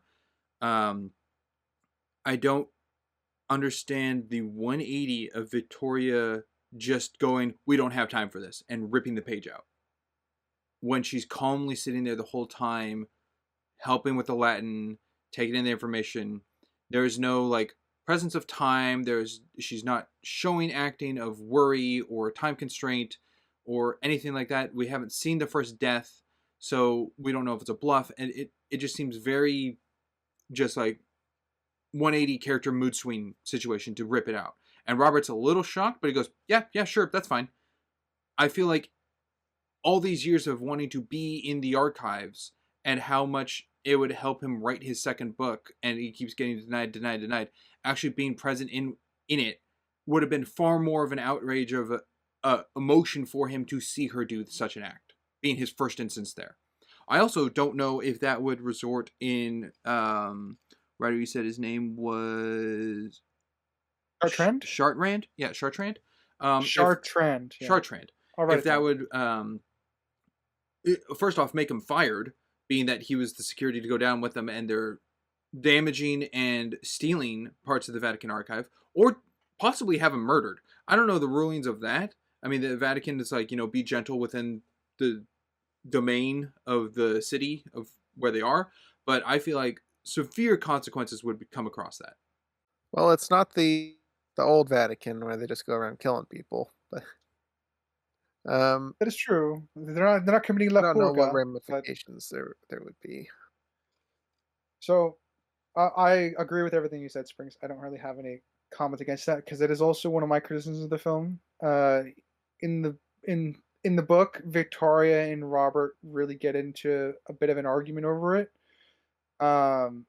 It's more of like, and also Victoria is obviously more desperate to catch the killer because she's trying to avenge her father. So I can buy book Victoria doing a 180 and just immediately ripping out the page because they need to go and try and catch the killer. But given what I have in the film, I don't have as much to work with as far as that reading into the film. One of my biggest complaints with this movie, which I don't think I've really touched on a lot in coverage of films, is its directing. Yeah, Ron Howard, please. I don't think this movie was directed well. I guess how? Okay, over the tension of the bluff being real. Like the 4 cardinals were stolen, and not just randomly 4 cardinals, but the 4 that were the 4 leading to be the next pope lined up. Preferiti. Yes, they were taken. Referee. So planned attack.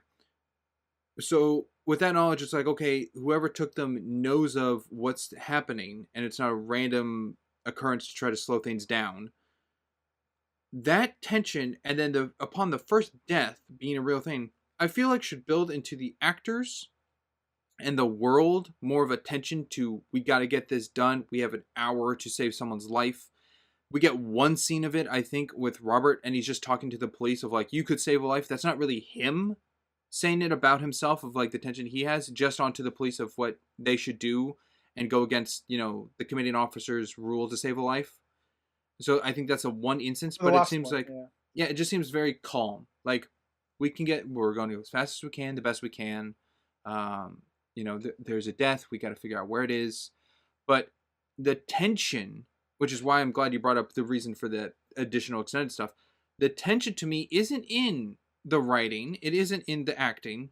It's afterwards added of horror element of the gore to show like, oh, this is real, this is serious, that's scary looking.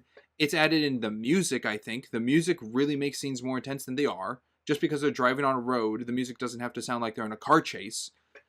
I think the elements afterwards and the cutting of the editing to make it quick and snappy and everything, but what's actually happening is just, we're getting from point A to point B, is all onto what I would say is more the directing of the director being like, hey, your motivation right now is you have 32 minutes to figure out where this next place is, or someone will die, and that falls onto kind of the guilt of you because you're the one everyone's looking to solve it.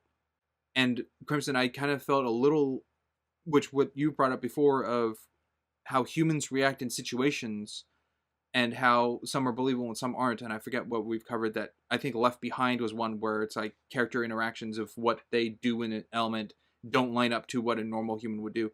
I feel like this movie depicts that same thing where some of these characters aren't doing, I think, what would actually happen in a situation like this when they know the information of what's happening. I agree with most of this statement. And I think the directing would be... I don't think it's bad acting. I'll say that. I think they are acting to what they are doing for their characters. I think the directing of what they should be with the environment and the situation at hand should be different.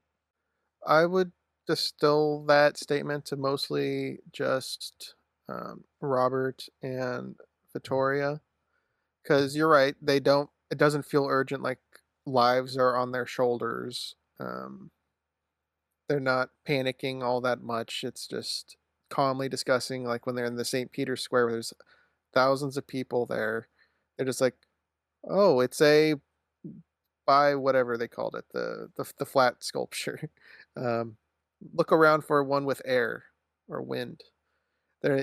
He's trying to compose because he doesn't want to panic people around, but it's also not delivering that he's stressing out that much. I can also put the same onto Richter. So I see it. And Richter, I think it's within his character to be stoic and composed, so I'm fine with him being composed. But and he's like a high security guy. It kind of fits that general characteristic. Archetype. True, but other than the first instance, he's not doing any of the work himself, which puts his scenes of what being depicted is the red herring and the questionnaire, or the questioning of Vittoria and the journals. And then overall, he's not doing the Robert stuff. He's doing his own investigations.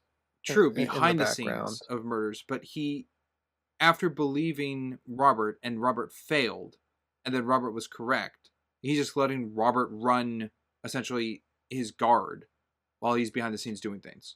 He's not getting updates of situations, or we found the next body, or he's put it off to the side to be the red herring character, which is the movie's depiction of him, where I feel like more believability of what he's actually doing is trying to prevent the deaths of the 4 cardinals. And the movie says that, but it doesn't show that for him. It's tough because he's trying to, you're right, he is trying to save the cardinals, but he is also trying to figure out where the bomb is and possibly the culprit. So I agree he should be more involved with once they're discovered that, okay, Robert's the right path. Let me be more hands-on. But because he's off off screen, we can't just assume he's doing nothing of importance either, especially since he uncovers the plot. He figures it out. So I'm kind of iffy on it. Okay, I I take think that the into the way to fix film's this is, depiction. Because then only yeah, screen I think time that is for those scenes. And when he's not on screen, it's like, yeah, he's doing other stuff. We never see him doing those other stuff. this is absolutely a film that could benefit from another half hour. Yeah, I mean, um, most of the film is based off of Robert's POV and of Vittoria. Patrick. Vittoria Vittoria. is kind of just the beginning, but Patrick, lots of Patrick focused stuff where he's talking to the cardinals and to the security guy, Richter. Yeah, it's predominantly the two POVs. We don't really get Richter POV except when Patrick's involved. I actually think Patrick's probably the best lined up of directing his character and acting of the film, because his worry of, oh, we should, evacuate the city if there's a bomb threat and all that, he knows the rulings of the Vatican, why that's not going to work already, and he's using that to his advantage around people, so he looks like more of a good guy and trying to save lives. Yeah, Patrick, I think, is a really interesting, complex, and intelligent character. He I knows how to can't actually play tell if pretty that was much everything. sarcasm. Oh, I think he is pretty well No, constructed. no, it's Unless, a no, no. I don't disagree. It's just, I guess for me, he's missing key elements in the book that are very important. But I agree that he is competent in the film as well. It's a little So bit you're like a not gonna, I'm not gonna syndrome push back on that. No. kind of thing. Yeah, Being the kinda. villain, but he wants people to think he's a hero, Yeah, which then Harvey dents there's him at the end. But okay, there's hesitance. Does that reference make sense? yes, I understood Okay, the Harvey Dent reference. Sorry. he's a bad guy, and then at the end, he's like, no, he's a hero. He saved everyone with his helicopter act. yeah. All right. And Springs, was it your one or two?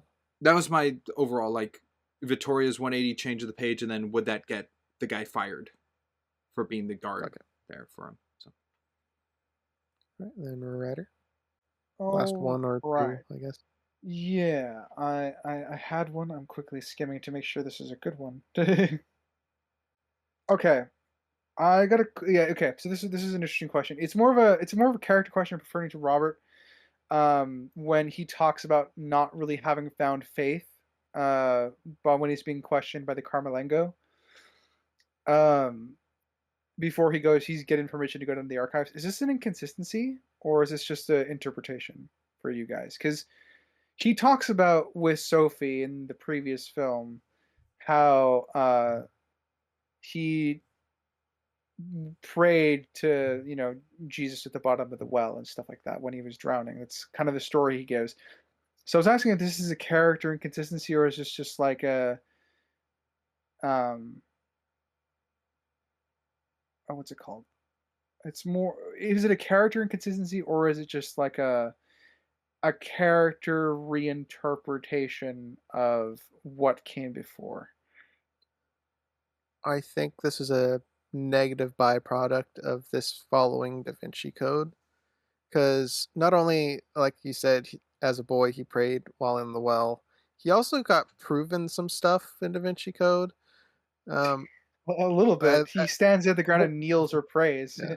One for sure, at least the Jesus bloodline's real. It's not definitive that he believes that Jesus is man or divine, in his views in that, but he at least has confirmed Jesus was a man. Or not a man, but like real, not just religion. So it is kind of, I would say it is out of his character to do that. Yeah, because if this would have been the first film in the series, like it is in the books, I don't think I'd have any issue with the scene. But because Robert, that's like Robert from the first book, but this is after the Da Vinci Code, so I took that as a bit of a character nick for me because it's inconsistent. Yeah. Do you have any thoughts to add on that, Springs? I still hold him as skeptical and not a heretic. Okay. So not inconsistent then. No, I think it's still with him. He sees things, but his belief and ideas are 50-50 wavering. which goes off of the Da Vinci Code, thinking one thing could be another thing, and then at the end of this one, where it's like, "Oh, you're an angel," and he goes, I don't think so. I think he doesn't have any hard proof himself of what is going on is divine through his eyes, and just more so symbols of human connections. Like the bloodline Well, of I mean, that Jesus would be is the connection of like, okay, your blood to Christianity's creation, essentially.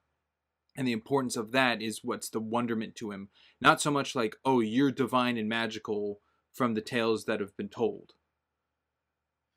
yeah. That to me is a little bit inconsistent with how this kind of spiel he gives Sophie at the end, because I feel like this Robert is reset back to the beginning. At least with his scene with the Carmelengo before he gets down to the archives, it felt like he was reset back to before the Da Vinci Code happened. It feels a Because little you're bit right like that he's a Knives Out, skeptic at this. where it's like you have Yeah, with the Benoit Blanc. you have Blanc in all unaffected. three, but the past events aren't really brought up in the new situation. They're nothing more than cameos. That's kind of how I would view it as well. All right, it's a nitpick for me, I think, or to a nick as far as a character consistency. But it's not too bad in the grand scheme of things. It doesn't really affect his actions in the movie or whatever. But it's just an interesting point of view that they chose to give him that feels inconsistent. Yeah, and I guess on the topic of this feeling isolated, like Knives Out and stuff, there's not much of a reference to Da Vinci Code in this at all. You got when he got picked up by the Vatican police guy at the swimming pool, later saying, you're involved with church mystery," which Yeah, he's like, kind I of just just believe references Da that. Vinci. Yeah, and I believe it's like, that didn't endear me to the Vatican, and the guy's just like, it didn't. Yeah, and that's most of any reference to Da Vinci Code in this. It's very bare bones. So if someone watches this in isolation, I don't think they even need to see Da Vinci Code, which I'm sure some probably have. I suppose that's true. I mean, even the book people who are first introduced to this movie might not even look at when the movies are released and watch them in book order. And I don't think that would really break anything. So far, no. I would say the books do reference everything in sequentially, like Robert's thinking about Vittoria during the Da Vinci Code. Like I said, because they actually get together in the end of Angels and Demons, so he does think about her in the Da Vinci Code a couple times. But and then also like when he's giving a lecture, they introduce him kind of jokingly. Oh yeah, he had something really big to do with the Vatican scandal last year, referring to what the events of this film. So it gets referenced, but it's never really at the forefront of the movie or the books either. So they are mostly isolation, yes.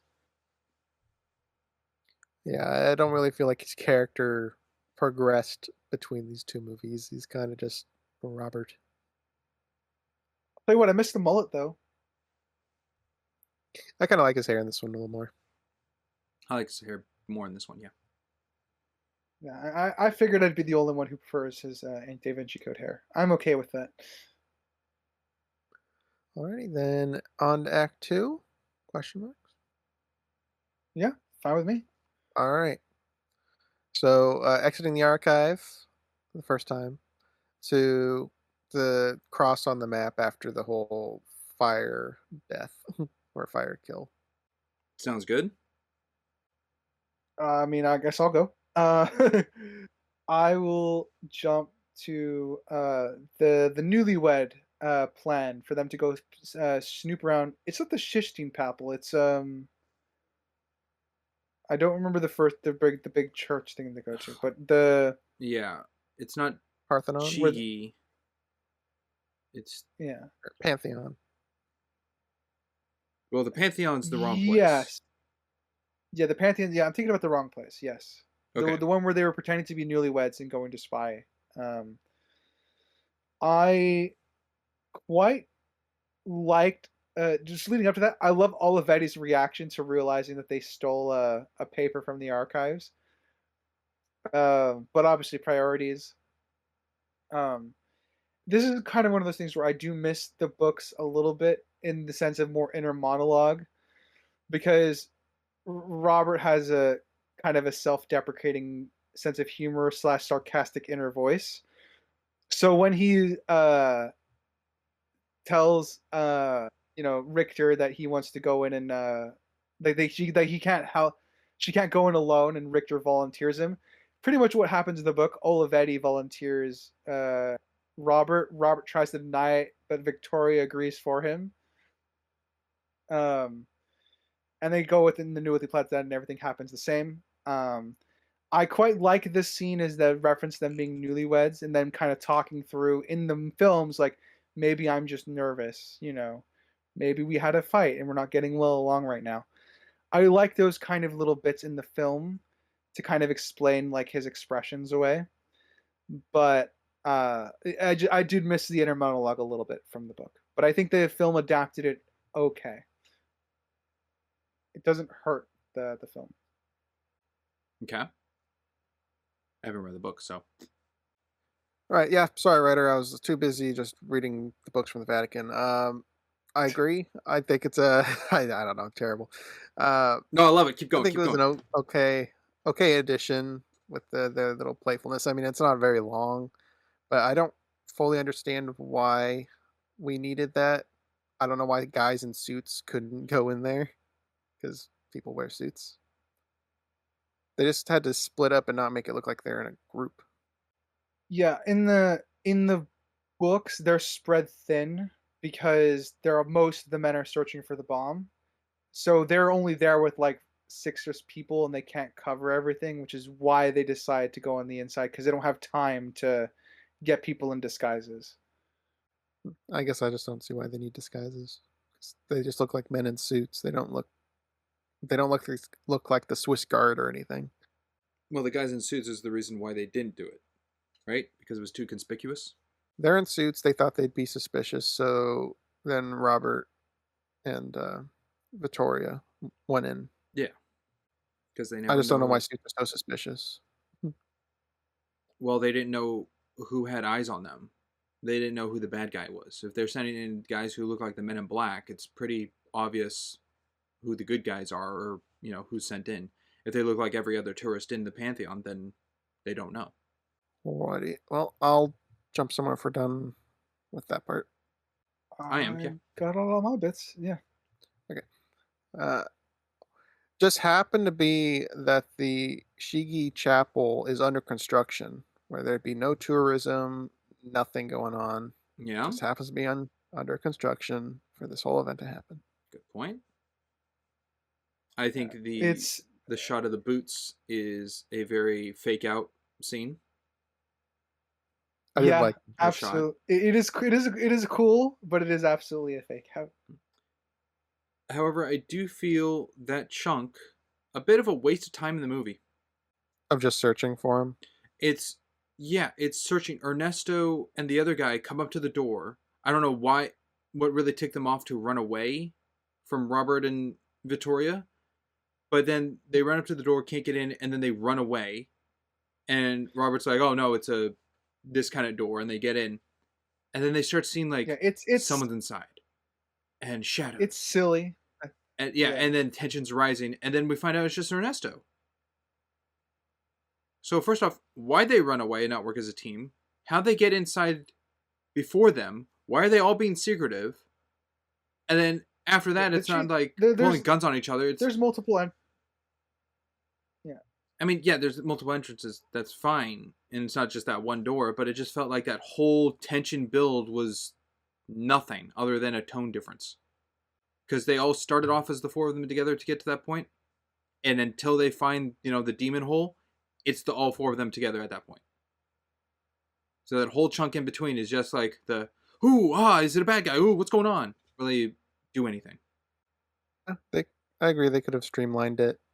They're kind of just showing Robert knows the secret door, but he could have shown that knowledge with them there. So yeah, it's just for the added tension. Well, what ticked off Ernesto to run away?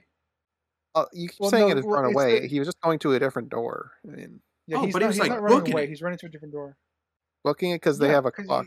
Someone's yeah, gonna they die. think someone's gonna die. Yeah. Yeah. So Okay. him running to try and find another door is perfectly fine. Yeah. But it is silly that they just didn't open the door correctly. I A just little think bit it would have been silly. a lot better if they're just like, oh, this is the place, and then they all run to the door, and Ernesto tries to open it. He goes, it's not open, it's not budging, we got to find it. And Robert goes, no, no, no, it's this, and they all open it together, and they all enter together. That takes off what 3 minutes of your movie for the 7 minutes added of footage. Yeah, no disagreement. Sorry, it's one of those things where it does, in the grand scheme of it all, I understand it's the tension builder, but it kind of comes across a little as useless. It's pretty fluffy. Yeah, it's fluffy tension, I would say. Okay, a quick question for you, Springs. Since I get asked this all the time, what would you do differently for this scene? As I just explained, they all go together to the door. Ernesto gets to the door first because he's the one running in charge, tries to open the door, doesn't work. And he goes, oh, shoot, we got to find another way. And Robert goes, no, no, no. It's one of these kind, which is what he explains to Victoria. He opens the door, showing his knowledge. They all enter together as a team. You're looking around, you can still have the boot shot because you think someone's around, or a curtain moves because of a draft of wind, because of another entrance. You can have all that. And then they come up to the seal of the demon hole together. Which initially is still from point A to point B, cutting out a lot to still have your tension as a whole team without using Ernesto and the other guy as the possible bad guys to get inside from an entrance we don't see them get into. You all ready? Yeah, I think that would work. Something that I'm not a big fan of for this first kill is they talked about how the kills would have been like public executions. Like they'd be public. Oh, yeah, this is hidden. No one would have ever found this guy. No. He would have been lost to time. No, actually, I guess the second and I guess if you could say the fourth, the second one's definitely a public execution.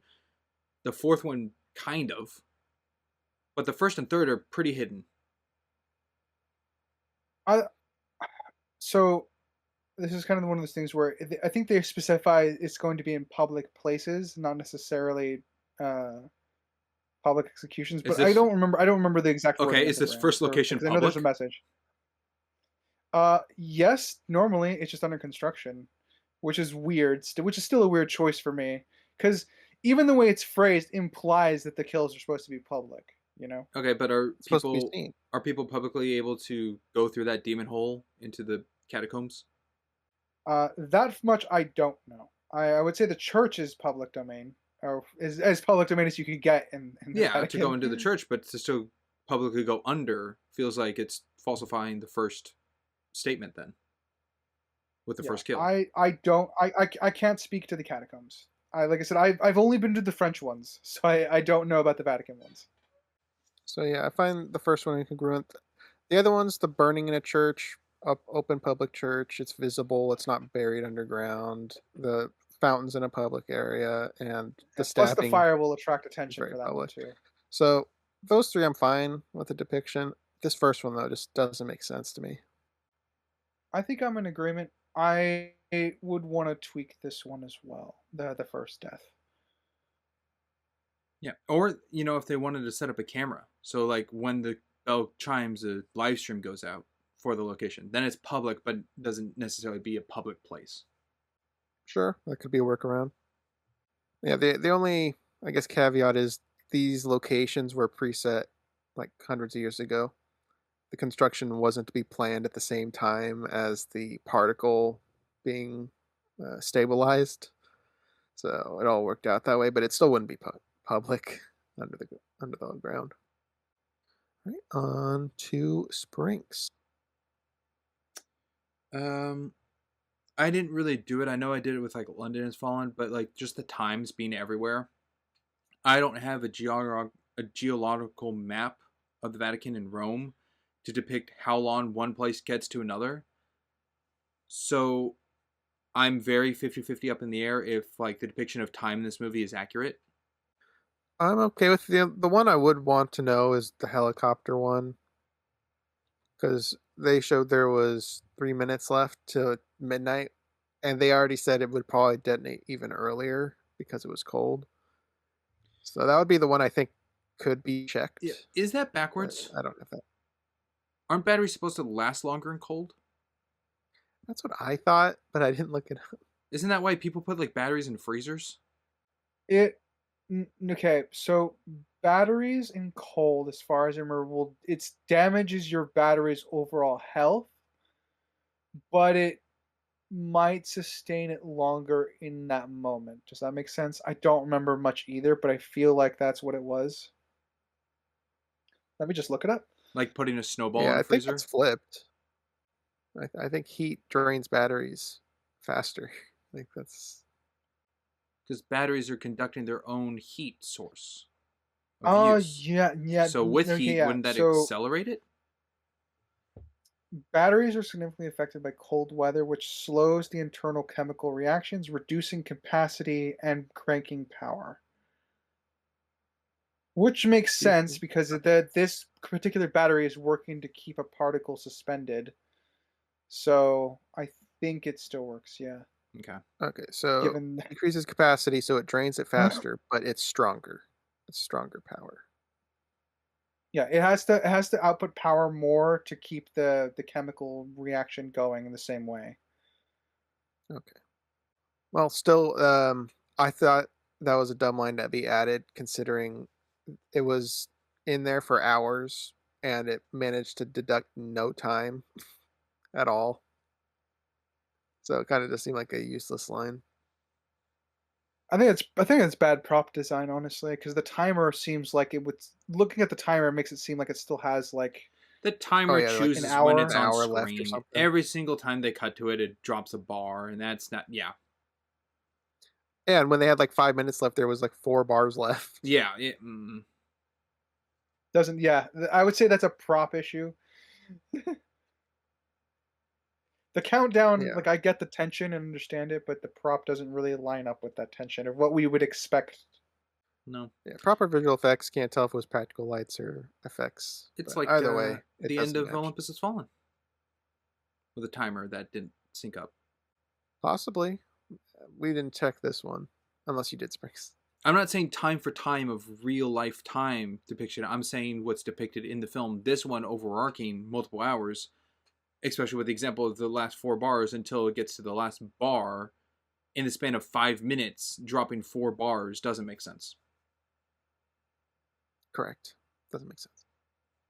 So I did not check of the time of, I guess, when at 4 bars, if it is 5 minutes, when the depiction of midnight to the actual runtime of the movie was that said 5 minutes. I did not check that.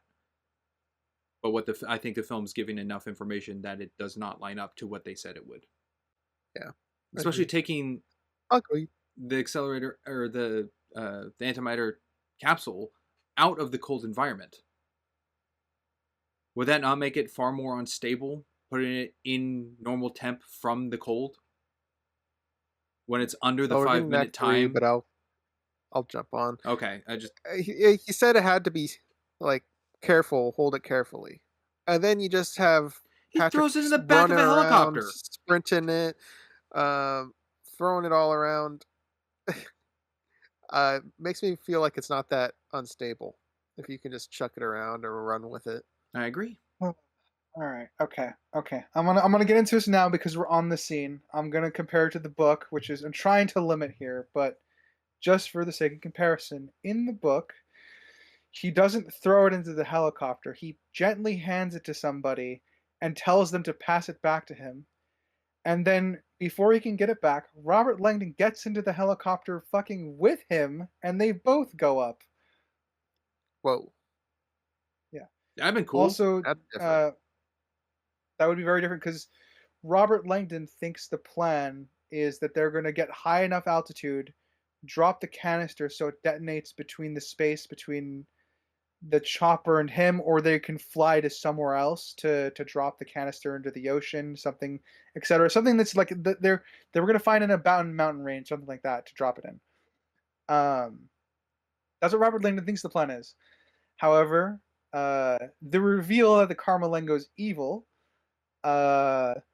is that he pre-planned a lockbox with a parachute onto the helicopter, and he leaves Robert Langdon on the helicopter to die. Very different. Yeah, Yeah. very different. Everything else otherwise kind of happens the same up until that point, but the canister is treated delicately the entire time because once Robert realizes his plan to fly up, he's on board with it until he realizes, oh no, he's just going to reappear and stuff like that. It's very different. Robert Langdon survives because he manages to find a tarp. He uses a tarp as a parachute. Yes, and he crash lands into the rivers, and he gets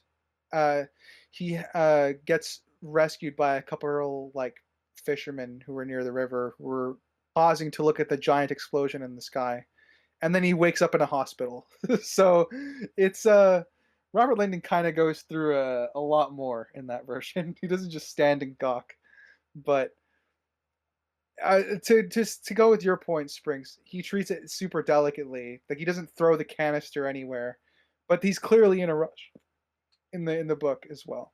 Dumbledore calmly talked to Harry about putting his name in the Goblet of Fire. Exactly. He gently put the canister of antimatter into the helicopter.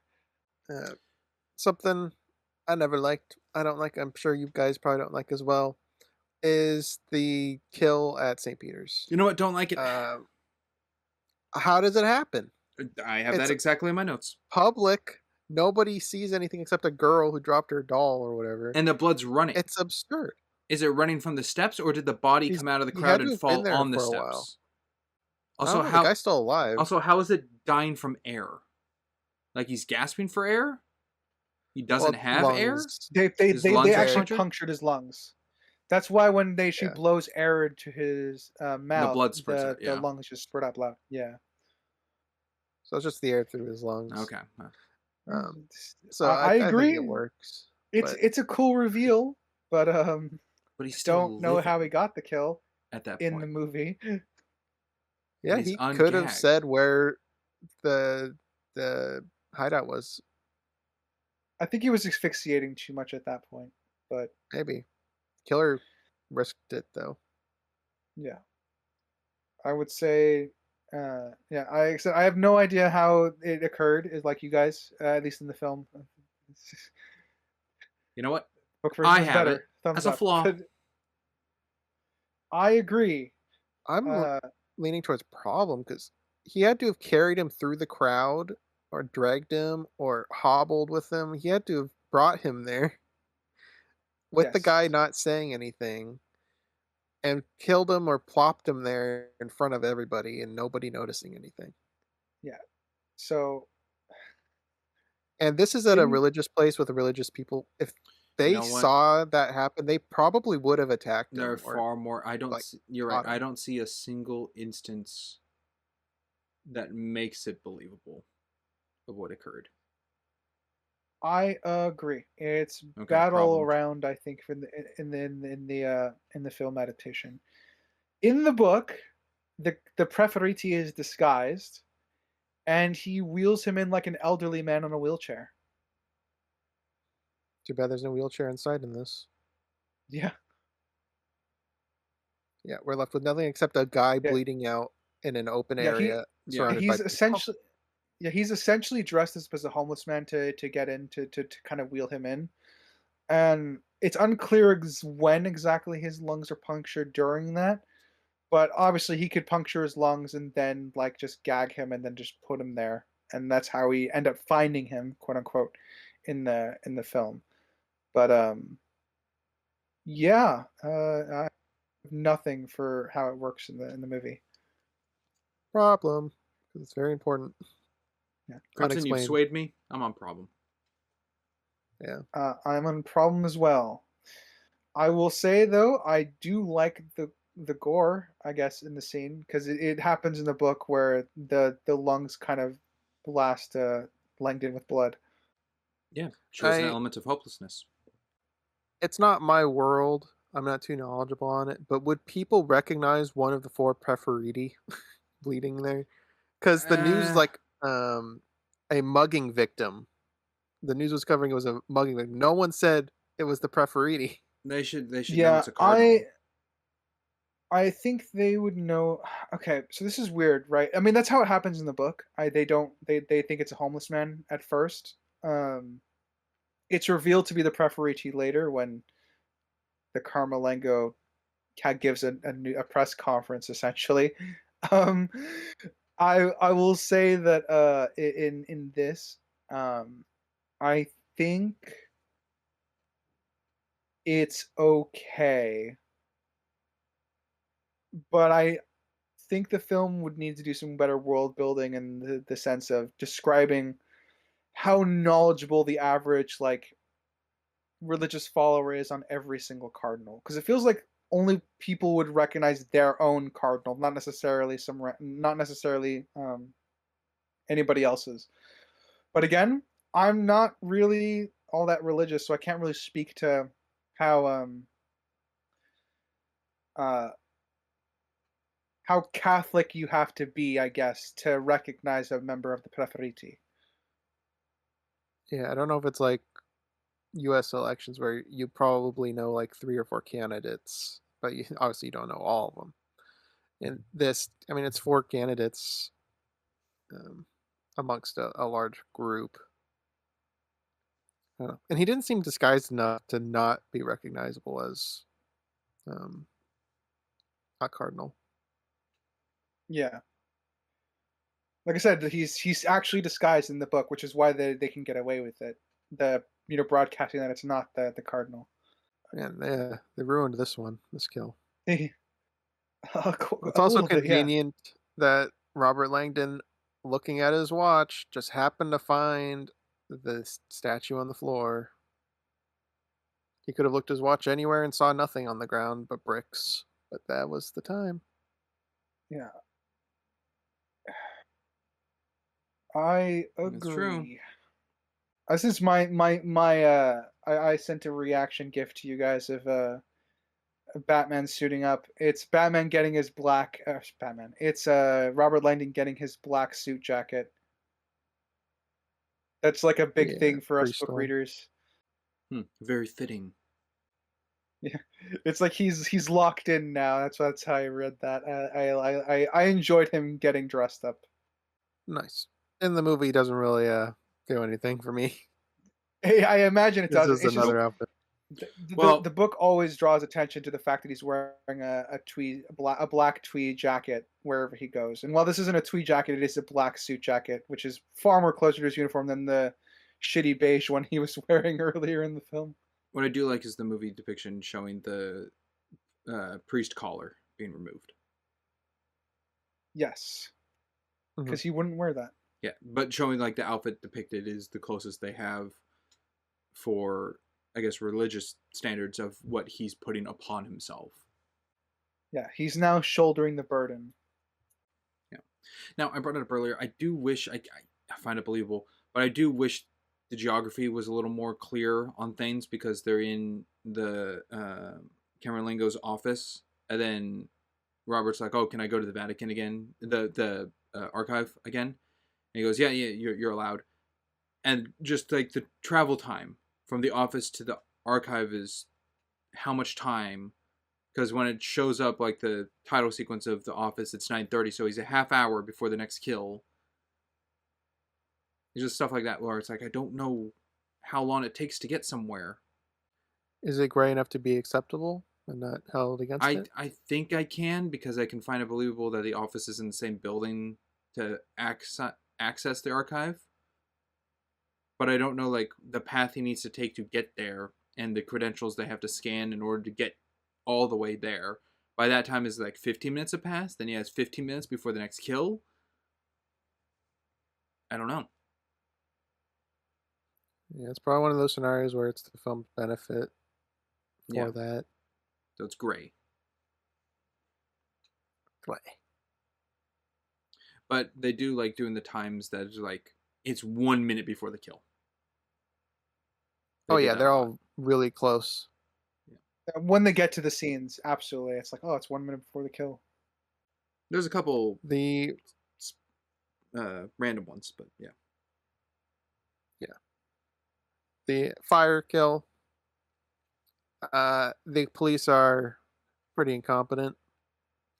This assassin guy doesn't really utilize cover. Kind of just Terminators it. He just walks around and Yeah. shoots. Did Robert kill that one? Uh, by domino effect, he killed him quicker. Yeah. He was gonna die anyways, but I guess he killed him quicker. He was going to die anyway, but Robert did accidentally kill him quicker. Okay. That's what I have. Yeah. Seems like he was being roasted, and Robert put him in the fire. Yeah, Yeah. he burned him. He burned the meat. Which I don't understand why the chain would stop when released. Because it looked like he was centered, and then the right chain was loosened, and it lowered him directly down. But if the left chain isn't being moved, it would actually pendulum him over. Like, the physics of that didn't work in my head. He should have swayed off to his left, away from the fire, if the left chain wasn't moving at all. Yeah, the only thing I got is with the sudden drop, the other side loosened a little bit, but they don't show that as what happened. So you're probably right that he wouldn't have been dropped directly down. He would have been shifted to the side. The film depicting that he dropped directly down shows both chains lowering. Yeah. So I don't know if it's just the shift of his weight because one side fell that the other one also loosened. But I'd say that's a failure in the film's depictions if that's what they were going for. I would agree. Because they had to get up to the right one to undo it. Then that's complete happenstance that the right is really chained up that someone has to undo it and the left one isn't. Yeah. I don't know what I'd put that on my damage ladder, but it is not well depicted. It's a nick for me. Probably at a nitpick because you need to change just the film depiction of it, not necessarily like what actually happens. He's there to save a life, and by his accord of what he's doing would have saved the life. The movie changed the left-hand side to counter that of the right, where the right we know is tied up, so that the third cardinal still dies. Which is the 50-50 happenstance. Kind of like with the code in Da Vinci Code when they got to put it into the safety deposit box. It's like, do we do the scrambled or unscrambled? I feel like it's the same thing here. It's like he chose the right side instead of the left side. That's true. And that would have changed the course of the movie by saving a cardinal's life. So, I have it as a nick. I'll probably do the same, Nick. I do think the scene is pretty well done. It actually looks like somebody in a fire. Yes. I always thought, I don't know how old I was when I first saw this, but it was probably 10, 11-ish would be my guess. And I always thought the killer with his silencer or suppressor was cool in this movie. It's a very, very silent suppressor because in the van, the cop didn't even hear his buddy get shot. Believable. But still cool. It's a cool weapon. It's very cool depiction. Obviously, it's not realistic at all. No, but most in movies aren't accurate. I'm like I said, I'm not holding that against this film. I'm just pointing out that it's common anyway that silencers are over exaggerated. Yeah. But yeah, I would say the police are incompetent to a degree, but you get the impression that the killer is really efficient anyway. The only person who puts up a relatively half-decent fight is Olivetti, and Olivetti gets brought a gun to a knife fight. I certainly did. Yep. Him and swimming pool guy both. Did I actually write? Both Yeah, did it. I exactly wrote it down. Try using knives next time. Better for close encounters. Yeah, you put it in Reacts too, I think. I did. Leon. But that's exactly what I like. Saw the exact scene in my head. Yeah. Was Patrick, the Camerlengo, in charge of the power grid cutoff at any point? Or was that all through Richter and like the team he has behind doing that? As far as I'm aware, he just brought up the idea and Richter and his team coordinated it.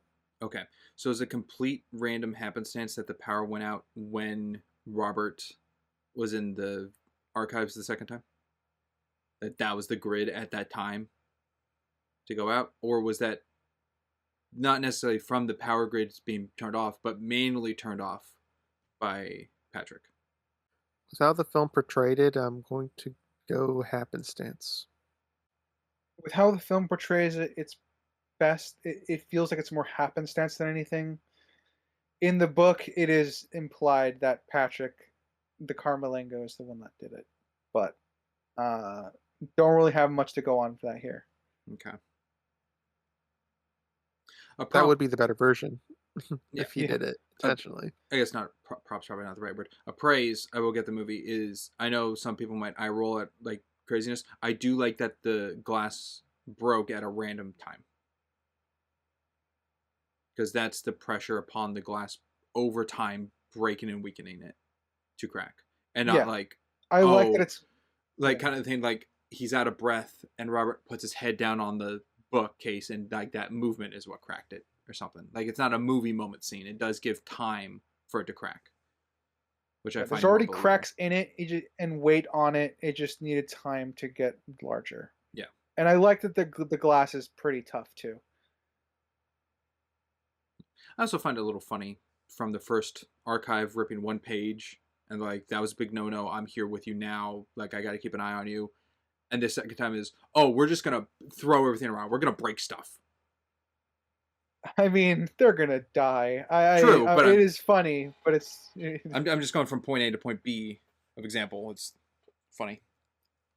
Yeah, I agree. It is funny. I find it funny, humorous as well. I like that Robert Langdon's response to Chartrand is like, "It wasn't me. It was her." Yeah, under his breath. Yeah. I'm curious how big the real archive is, because the way they're portrayed in here, it seems like endless. The archives are pretty fucking. Oh, so like the in real life. Indiana Jones warehouse. Yeah, or Warehouse 13. Just endless. Did Chartrand have his own smokes, or were those the ones Robert says he bought him? I don't think he had time to buy them. Yeah, I don't think he did either. Leaning it's his own. Okay, so that's just like a one shot, like, haha, he's smoking. Didn't really learn his lesson. Yeah, I mean, it's a scoping mechanism. If I'm reading this correctly, the Vatican archives have about 842 rooms. So I think that I'm okay with it being how it's depicted in the film. Yeah, I mean, I don't have a problem with it because it's supposed to seem grandiose. Yeah, the film's version obviously is more. I'm gonna put this modern. It's nicer. It's more flashy looking. I don't think the real archives, while they have like pressurized rooms and stuff like that, I don't think they're like as well lit or as well spaced out. But I could be wrong. I obviously have never been, so I haven't looked up photos in a while either.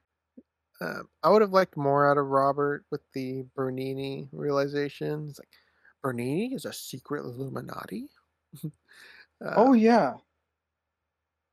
Because it kind of just seemed like a here and there thing, when I would imagine for him it would be kind of a big revelation. Like, he just uncovered something huge. Well, yeah, I mean, Ken, it's one of the things the book has an advantage over the film, because the book is able to focus on Robert's kind of prolonged study session of the Illuminati. He's writing books on it and stuff like that. And he references the unknown master a couple times. So the revelation that it's Bernini is a nice one. Wow, unknown master is even brought up in this. Yeah, and Vittoria is actually the one that helps him realize it in the book. But here, he's like, he realizes it, and it gets the film, it keeps the plot moving in terms of like the tension, but the revelation is kind of passed over. Yeah, now it just feels like it was an obligation because the books put so much behind it. There wasn't really anything behind it in this. Yeah. That's what this adaptation in particular seems to suffer a lot more from than the Da Vinci Code. Obligations. Yeah. Writer. Sure. I will go to the Carmelengo going to see the his father's body. Um, I very much like the way he asks the others to help him, and then obviously him praying before the sarcophagus first. I think it's a very nice touch as to how the what the character is going through, because obviously he's guilty of it, but it still hurts him to do this because he still loved his father, but also the way he is asking the other members of the people going down with him into the crypt to help him like inspect the body, how they don't want to do this because this is obviously a breach of Vatican law. It's a nice, well put together scene that I quite liked. Yeah, I kind of have a hard time understanding the tier of power in this film. Like Patrick seems to be the stand-in pope who you would think would have all the power, but then the guy that's in the conclave, the old guy, Strand or whatever, he seems to hold more power over than he does.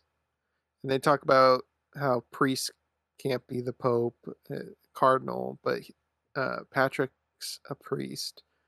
So it's all kind of a little confusing to me, the power structures.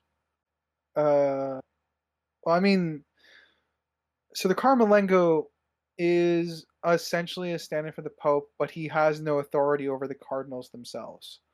The understudy. That's kind of pretty much, yeah. That's Not in kind charge of of production, but therefore the villain. yeah. That's kind of I guess define your question a bit more, Crimson, because I thought the film was okay with it being explicit, but I The am fact that dragging they book knowledge into this. differentiated priest and cardinal is, I guess, kind of where my confusion is. Because if a priest can't be a pope, why can he be a Carmelingo? That seems like it should be a cardinal position. The Pope appoints the Carmelingo. Yeah, it's set for a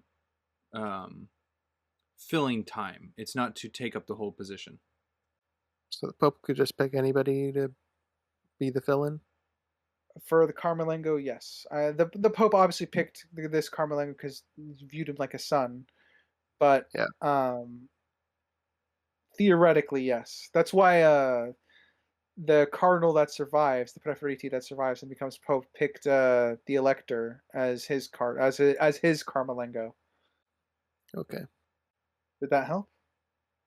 I suppose. I thought it would be a predetermined power structure, not just the Pope can pick whoever. So I guess that does make it better. Right. Sprink point. Yeah, I got more on the whole third cardinal dying thing. With the fire and the metal chains, would those chains not be hot to touch that Robert's touching with his bare hands?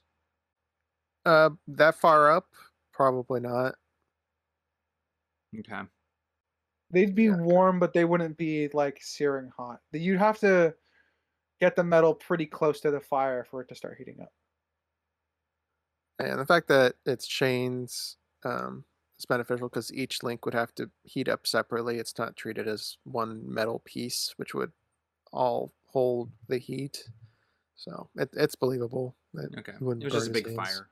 So I just let the room heat. Okay.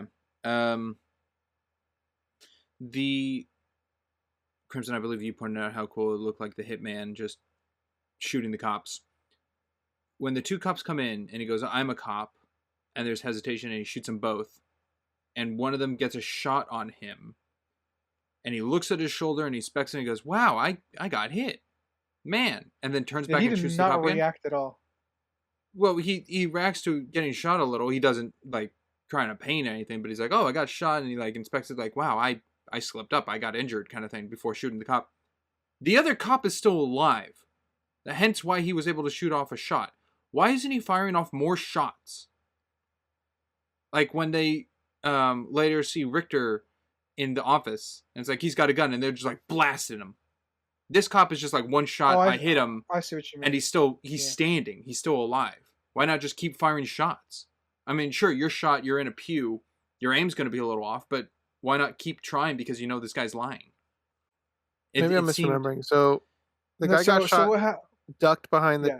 pew, came up, shot, and then he ducked down, right? And then he popped up and got his head shot. what you're depicting, I did not see at all. So Huh? what happened, as far as I remember, Crimson, is that the two cops come in. He essentially wastes one of them. The other one gets a shot off, but he doesn't just unload his gun. He just seems to be satisfied with having hit Yeah. uh, the assassin once, and this is where Sprinks is getting at. And the assassin just executes him. The point Sprinks is making is that even though both of them were shot, one of them was still alive. They didn't just empty their gun in the assassin for no reason. And he Which is gives why a movie moment hesitancy for the hitman to inspect his own wound. If his intention is to fire to kill, which is why he shot him in the shoulder and not like in the leg, then he would continue firing until the body's on the ground. Because he has a gun. The hitman has a gun.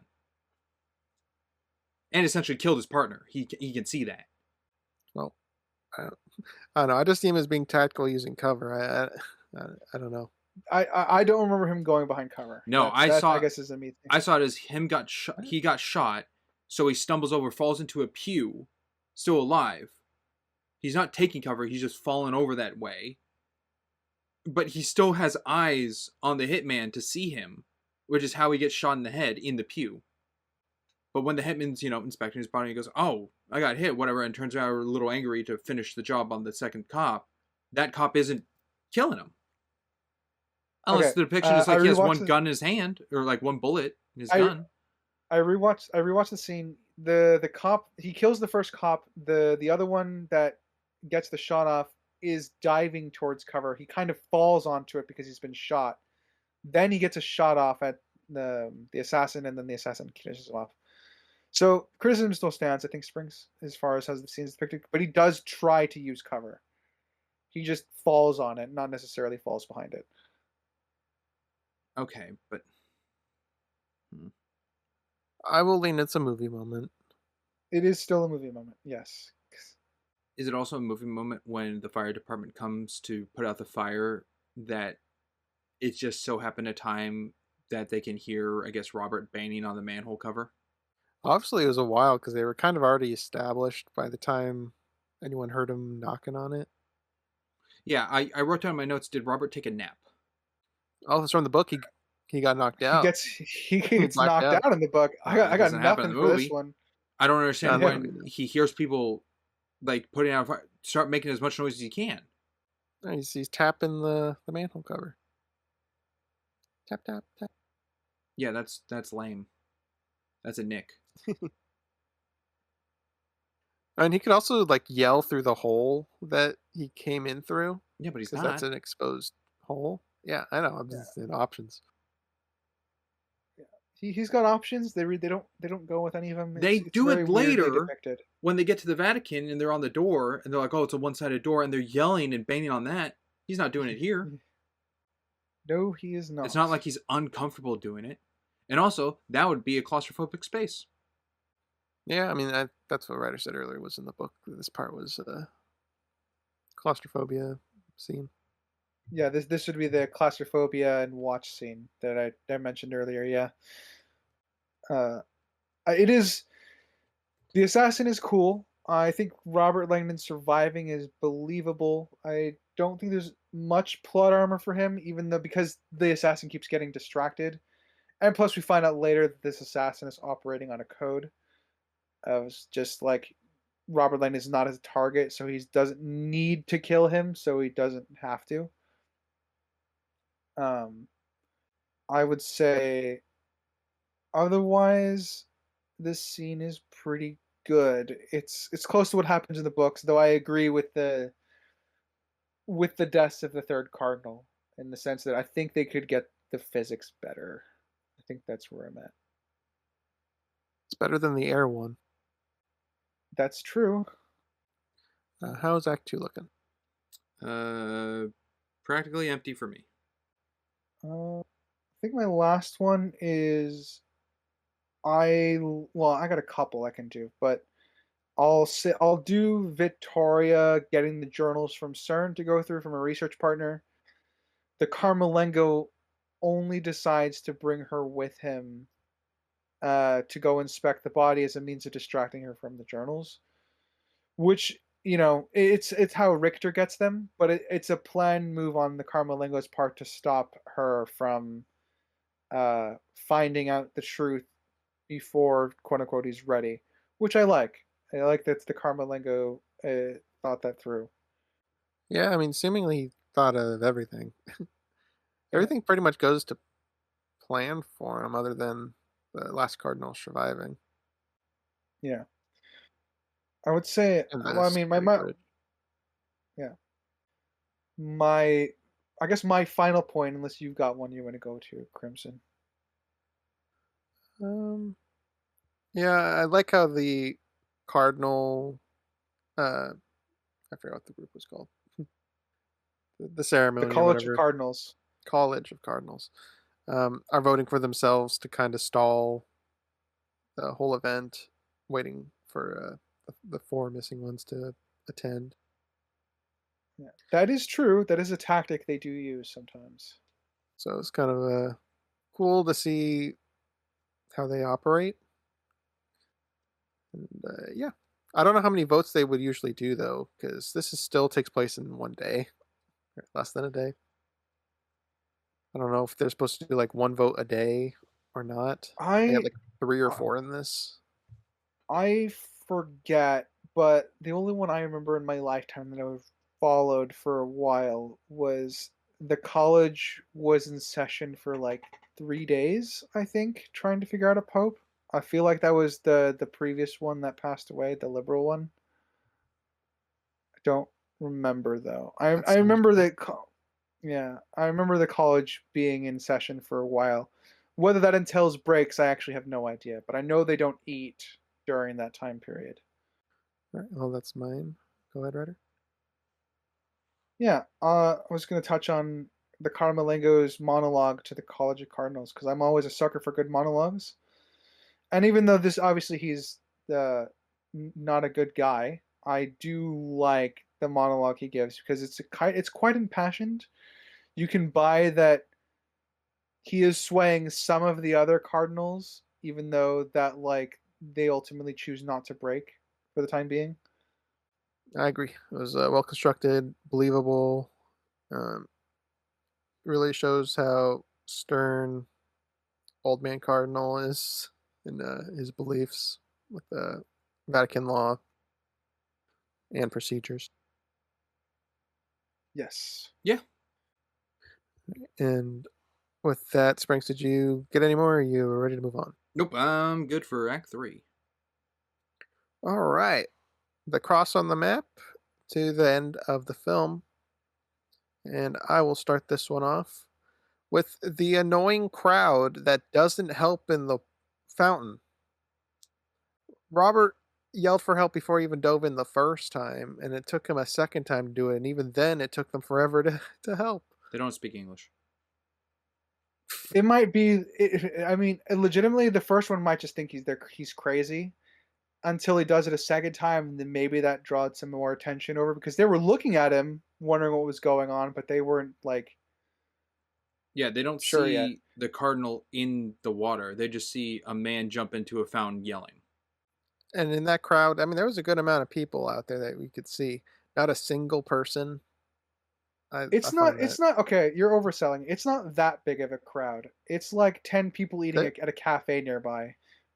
oh that this is a circle. This is an area that we just see that one section of it, and it Crimson, goes if on. this happened in a place I can't name, I don't think he would help. In a place I can't name. You don't think I'd help? I would at least look at it more. I would just sit there. I've had several moments, not necessarily people needing help, but of events happening to where I wouldn't just stand there. But I don't know which thing you're referencing in particular. Maybe later. Crimson, if someone jumped into a fountain and I don't think he would do much about it. If someone's screaming help, then I would at least look in a language and you don't see if understand. it's serious. You're assuming they don't understand it, by the way. They're in Rome. They're in the Vatican, near the Lots Vatican. of English speakers there. If someone's yelling help in French, I'm just getting at, in this situation, yes, people would see something going on, but something's going on. You don't know what it is. I'd say the benefit to... If I'm looking at a fountain and someone's flailing around and looking, trying to get attention, I'm probably going to look. Look and see someone. Are you going to stand up and go over to the fountain? If to get a look, yeah, I'm not going to be like 3 feet away, but I'm going to get a closer look. I just don't feel like that's you, or to my knowledge of something you would do. I mean, at my work, I've helped people Because they It's say not help. like I'm just. That's what he's doing. And it's also your job to help There's them. also foreign speakers at my place. It's my job. It is not my job to To help people? My job to sell stuff. If you're sitting at a cafe is- and someone's screaming in a little fountain, I think you're going to be like, oh, crazy person. I'll just mind my own business. This is some funny content I wish we could post, but it's My first assumption is not crazy person. I don't think your first thing is like, oh, something's going on. I'm going to stand. You know what? I'll be right back. And walking over. If I'm in a cafe, probably not. But if I'm sitting outside where I can just get up and look, yeah. If Ryder- I'm on like Ryder, the third please help floor me. of a building, Oh, okay. Third and floor. I'm like, oh yeah, my that makes gosh, sense. You're nothing's not going to go happening. Let me run downstairs. downstairs. No. Ryder, what's the difference between sitting at a cafe outside? Is that still not at a cafe? you're at a cafe, yeah, but you're I guess more exposed to the sounds of the outside world. There's no barriers. There's no walking through people. You just get up a couple feet, done. I mean, I don't know. Okay, It's it's not a confusing. couple feet. It's like 20 feet. They gotta stop underselling it a little bit. Not underselling it, but okay. I have the scene up. I don't- Crimson's like, it was so close they could understand what he was saying. It's a massive crowd of people. I have the scene up. Hold on, I can grab it. I can grab it. I They're know how fuzzy. I've seen this movie. They're like blurred in the 7 times. background.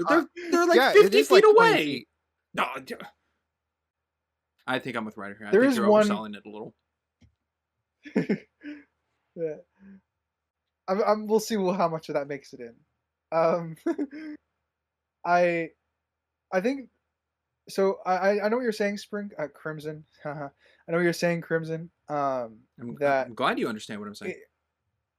Yeah, thanks. I understand what you're saying, Crimson, in the sense that people, it makes the people, because there are people there, but the way that there are certain shots in the film that depict it, at least once the police are approaching the fountain with Robert, and especially once they separate, there's a couple of shots that that kind of show the area around the fountain being relatively empty. The closest people being those people at the cafe. Because it's definitely a strange. I guess it is a strange depiction. I'm fine with it.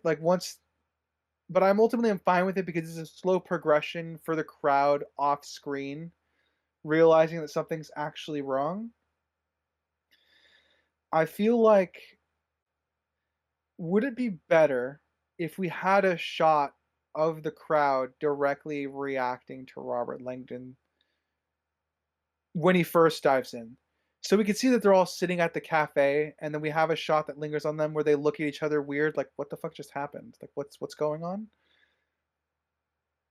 Would it be better if we had something following them for you, Crimson? I would have preferred no crowd. The police officers call for backup, and they arrive seeing him splashing and help him. The fact that not a single person in the crowd does anything for like 2 minutes bugs the heck out of me. Interesting. I find it very believable. There's just anecdotal evidence for me yesterday at the place I work. Somebody stole something, and a non-employee, just some dude, ran up, tackled the guy, and put him in a headlock, saying, "Return the goods." Okay, and this happened outside? Unprompted. Yeah, yeah, it did happen outside actually. So this person who tackled him was outside. Inside to outside. Don't count it. Nope. Why doesn't that count? Because they're inside the Okay. vicinity of what's happening. Yeah, It's this not is someone kinda seeing why something I- outside, not connected to them at any point to step in to do something. They're in the fountain area. Wait, now you're treating it as two separate areas? They're at a cafe. In the fountain area. They're not in the cafe. They're in the parking lot, in where your work is. Man, okay, this is the issue for me. Is I always hesitate when I bring up anecdotal evidence because it can get very, very specific to certain things. So I feel like generally, like as an archetype of situations like this, I find this scene believable. But I think at a certain point, anecdotally, we all might experience something different. Does that make sense? I suppose so. In my head, Ryder, you'd be at the cafe sipping your tea and you go, something's going on there. And until other people move there, then you would stand up and be like, oh, okay, let me go investigate. It would have to be in a language I don't understand, because I do run towards someone who yells out help. Yeah. I've had to do that before. I mean, I was a medical student for like 2 years. Yeah. It's kind of ingrained It in makes me. sense. Yeah. I don't see Crimson see someone saying help in a different language, getting up and saying, oh, I'm going to go check on this.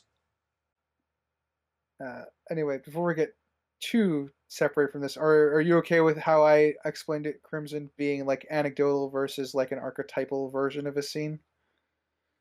I know that's not I get what you're necessarily a trying to say. defense. Yeah, I know it's not necessarily a defense of the scene for you, because I think we're gonna agree on to disagree on this one. Well, I mean, Sprink's one of his arguments is he doesn't see me do it, therefore no one would do it. So No, that's not what I mean. mean, you keep using that as an example. I Well, don't see Crimson rescuing it, so It's no sounding one will. it sounded like you're saying because he's saying help, anyone would do it. Because there's a multitude of people someone's bound to. That's my point. I feel like it's the same it's a on crowd. either front. Either side. A group of people are just as likely not to The do more something people, the together higher the than not. probability. Of either end, yeah. The more people, the less likely they'll rescue. I don't think that's how that works. Of someone to step Okay, in. yeah, this is gonna dive into some of the psychology stuff where, like, in a group of people, right? If you're like a community and you know each other very well, let's say all of us had our D&D group back together and we were out doing something. We know each other enough and trust each other enough that if something random happened, we would all get each other's backs. And if one of us went to help, the rest of us would help because we know each other. And it's a matter of that one person just breaking the ice in a group whether they know each other or not. If it's a group of strangers, if one person breaks the ice, others will tend to follow. Yeah, like the Um, Spider-Man 2 scene where Doc Ock is going to take Peter and they're like, you have to get through me, and then everyone like agrees with that guy. Like, no, me too, and this is a group effort. Yeah, it takes one person to stand up, and then the rest kind of start following suit. It's, I mean, your biggest issue in this, right, is Crimson is the timing. I mean, it's a multitude of things, but that is a component. It sounds Okay, like well- there's a crowd of people and they hesitate not to interfere. There's a guy yelling. If you're going with the language argument, you can still tell different kinds of yelling, of distress yelling, happy yelling, all kinds of different yelling. You can tell language barrier or not. Yes, it's also not constant yelling. It's like two helps, and then I think underwater trying to fix, and then back up for one, maybe. Right, you have the scene, but it's not constantly yelling for attention. Yeah, he yells. He yells before he dives in. He yells and wants to help, and then it's mostly him trying to do it on his own, and then going up again to get to shout for help once he realizes, especially, that he can't do it on his own. Yeah, I'm not naive enough to think that these people at the cafe think some American just yelled cannonball and jumped in. That would be so funny. Oh my god. But if you don't understand what help means in the other language, You don't have this issue in the book, Crimson, because nobody is there in the book. Everyone's at is at the St. Peter's Square because the Carmelengo did a press conference to explain to the world the Illuminati, and Ooh. also they've been honest about the Preferites' deaths. So everybody is at St. Peter's Square, which is why the fountain is empty. So in who the book. helps him, or does he just do it by himself? The cardinal dies in the book. All four Preferiti die in the book. Well, that's quite different. this movie's very different. Yeah. Oh yeah. Adaptation might not be doing so well as far as rating this time around.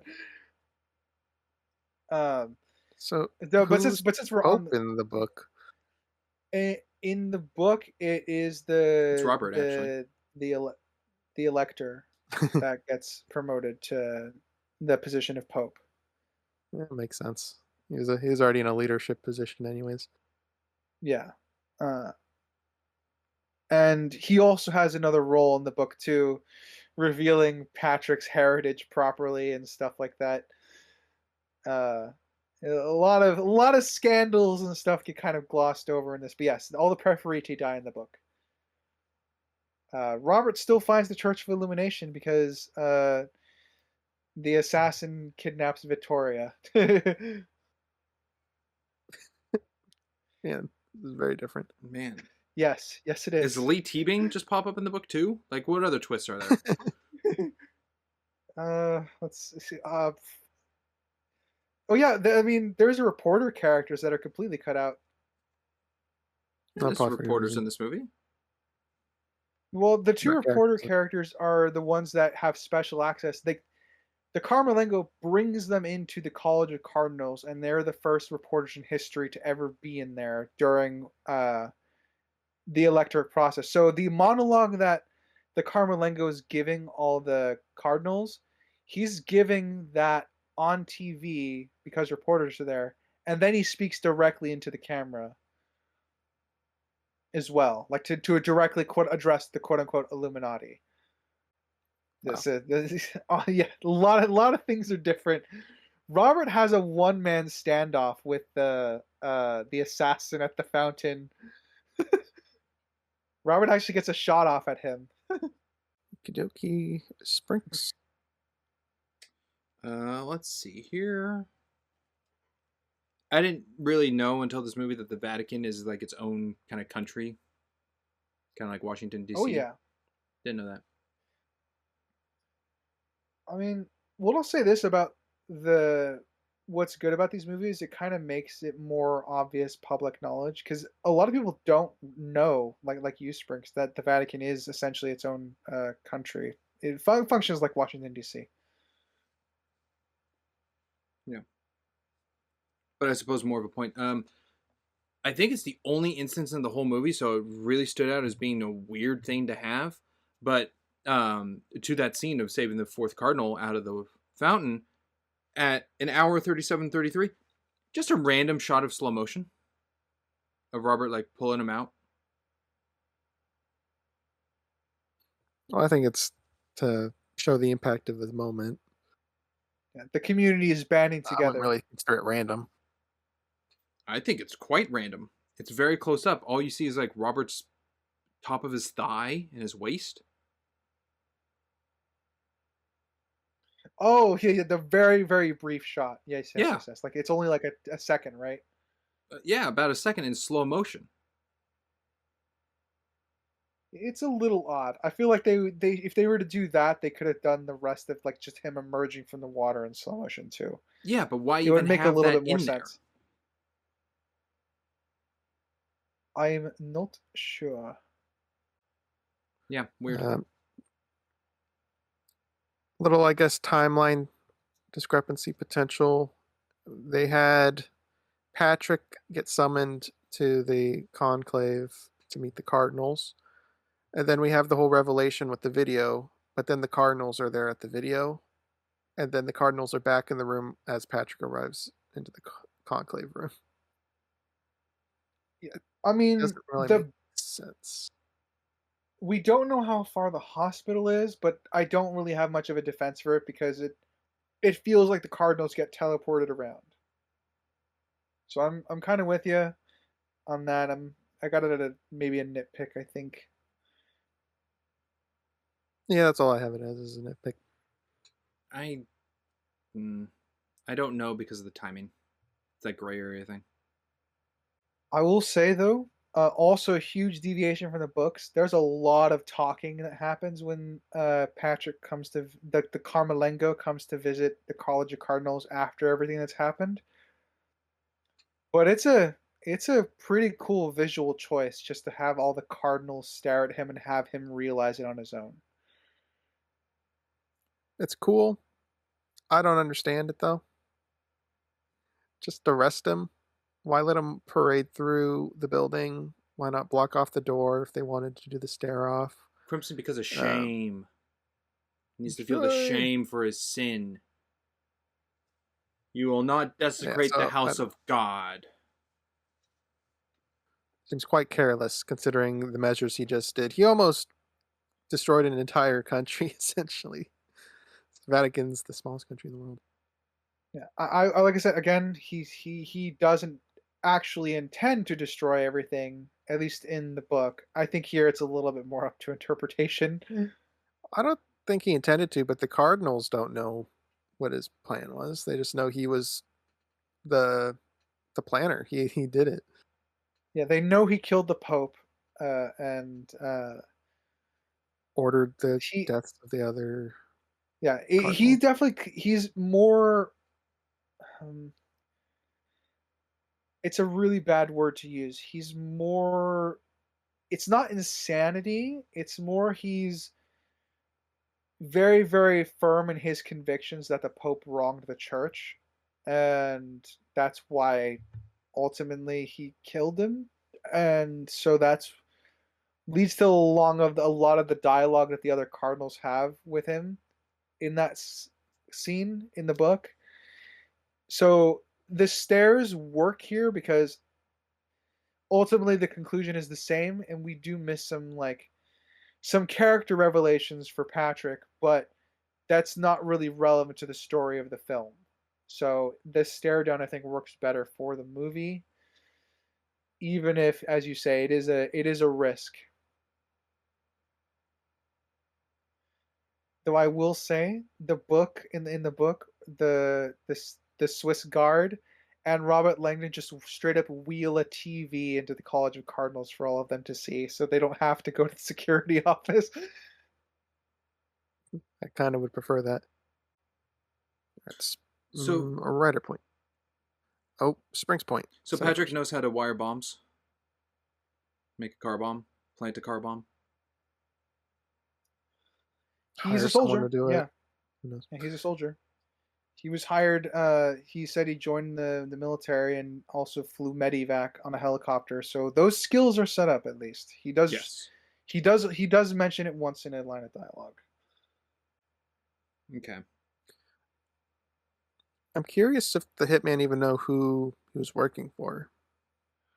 I don't think so. Because I don't really see the point in killing him if he didn't know who he was. Make so if he ever found out, he doesn't come after him. It's just I a way of guess I don't tying know up how loose he'd find ends. out. I Well, mean, people I don't know, are it after just him. changes the character to me. Because Patrick is. Everything he's doing is for the purpose of the greater plan. But if the hitman goes to kill him, that's not really part of the greater plan. That's just a casualty of this war that he's building. He still wants his plan to go through of his choice in the aftermath of it. And he wants to survive through it. That's why he jumped out of the helicopter.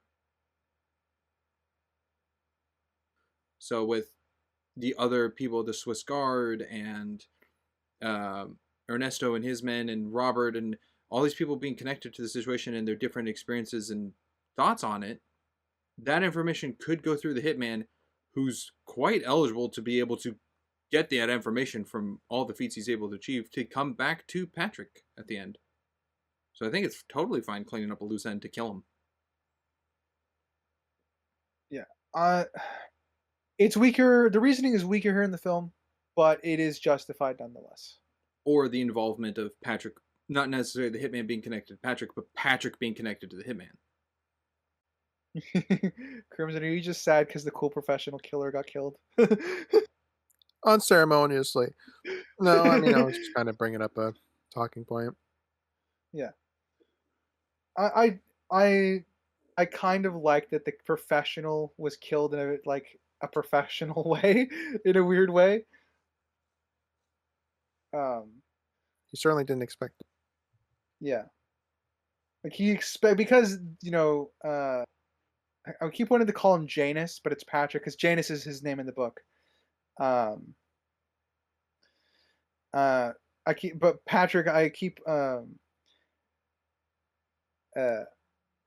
oh fuck, I forgot what I was gonna say. Well, that's why we have notes. Yes. I think it's more so that he in this version, you also have to remember that the killer also had all these access to secret underground passages to get in and out of the Vatican, and it would be dangerous if he took that information and left. Adding a little bit more into reasoning as to why Patrick had him killed. I guess that's true. He does know secret info. Okay. Springs. Sure. The parachute of Ian McGregor, flying around, bad green screen. Also, plot armor. I'm pretty sure the impact would have fucking killed him. Most likely, yeah. And yeah, not the best CG. But the explosion visuals, beautiful. Honestly, amazing. It reminds me of a nebula in the universe, which is why I liked it, because the idea of, obviously, for me, you tie creation, obviously, the creation story is to the birth of light. And what's, more poignant than a birth of light than a star, and that's a nebula is where stars are born. So I love the visual that evokes, because it's, for me, obviously, it's the unification of science and the church, which is what he's so afraid of. Okay, well, the symbolism connection is good. Actually, I deem that better than the high pedestal the two of you have the visual on. I think it just looked okay. I think it looks great. The colors, the way the clouds blew in layers, and kind of has this like burned effect on the clouds.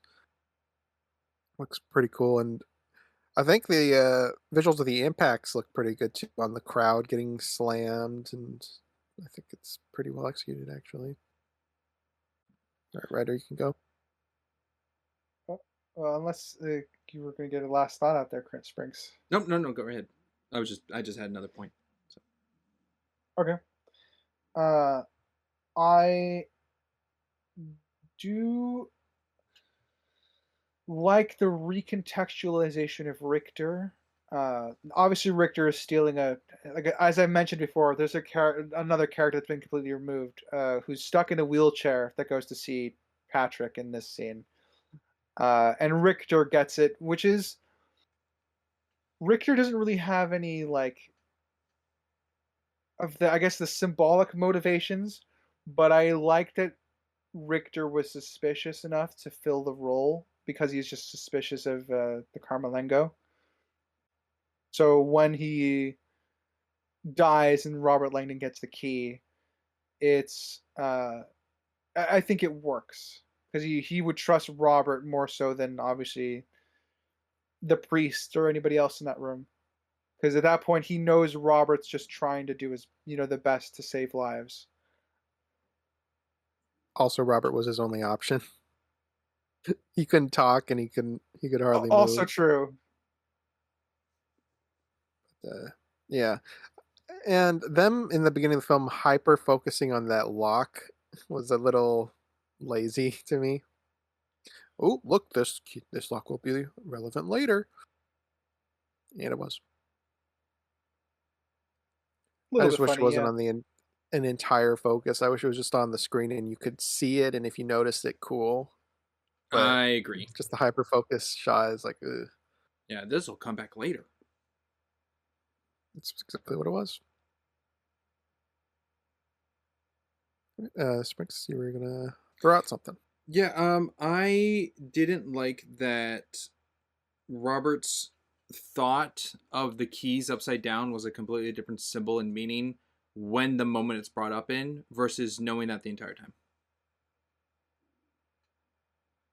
For being a guy who studies symbols and what they depict and mean, since this is the second in the story of these films. This is the brand that gets on to Patrick. Yes. The keys. The keys are upside down. And then by seeing the keys upside down, he goes, oh, that means something else. Where he knows what the upside down keys mean. Has he seen the? He didn't see the key brand before, right? Like He saw it in the at the very beginning. He saw them upright yeah. in the chest. Yeah, he saw them upright in the chest. So he saw it on the guy coming to Harvard to ask him to help him. Yeah, but he doesn't. Well, it's not that until one he was a sees little the different. Yeah, but it's not until he was the sees it symbol upside down that he makes a connection. Is what you're getting at?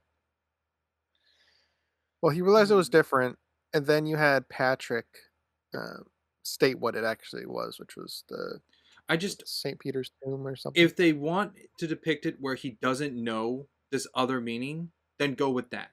So he's just as lost as the audience. Don't make the guy who's an expert on symbols of the reason why he's being hired to go, oh yeah, that's right. Oh yeah, I forgot. Oh yeah, along with the story of what's going on.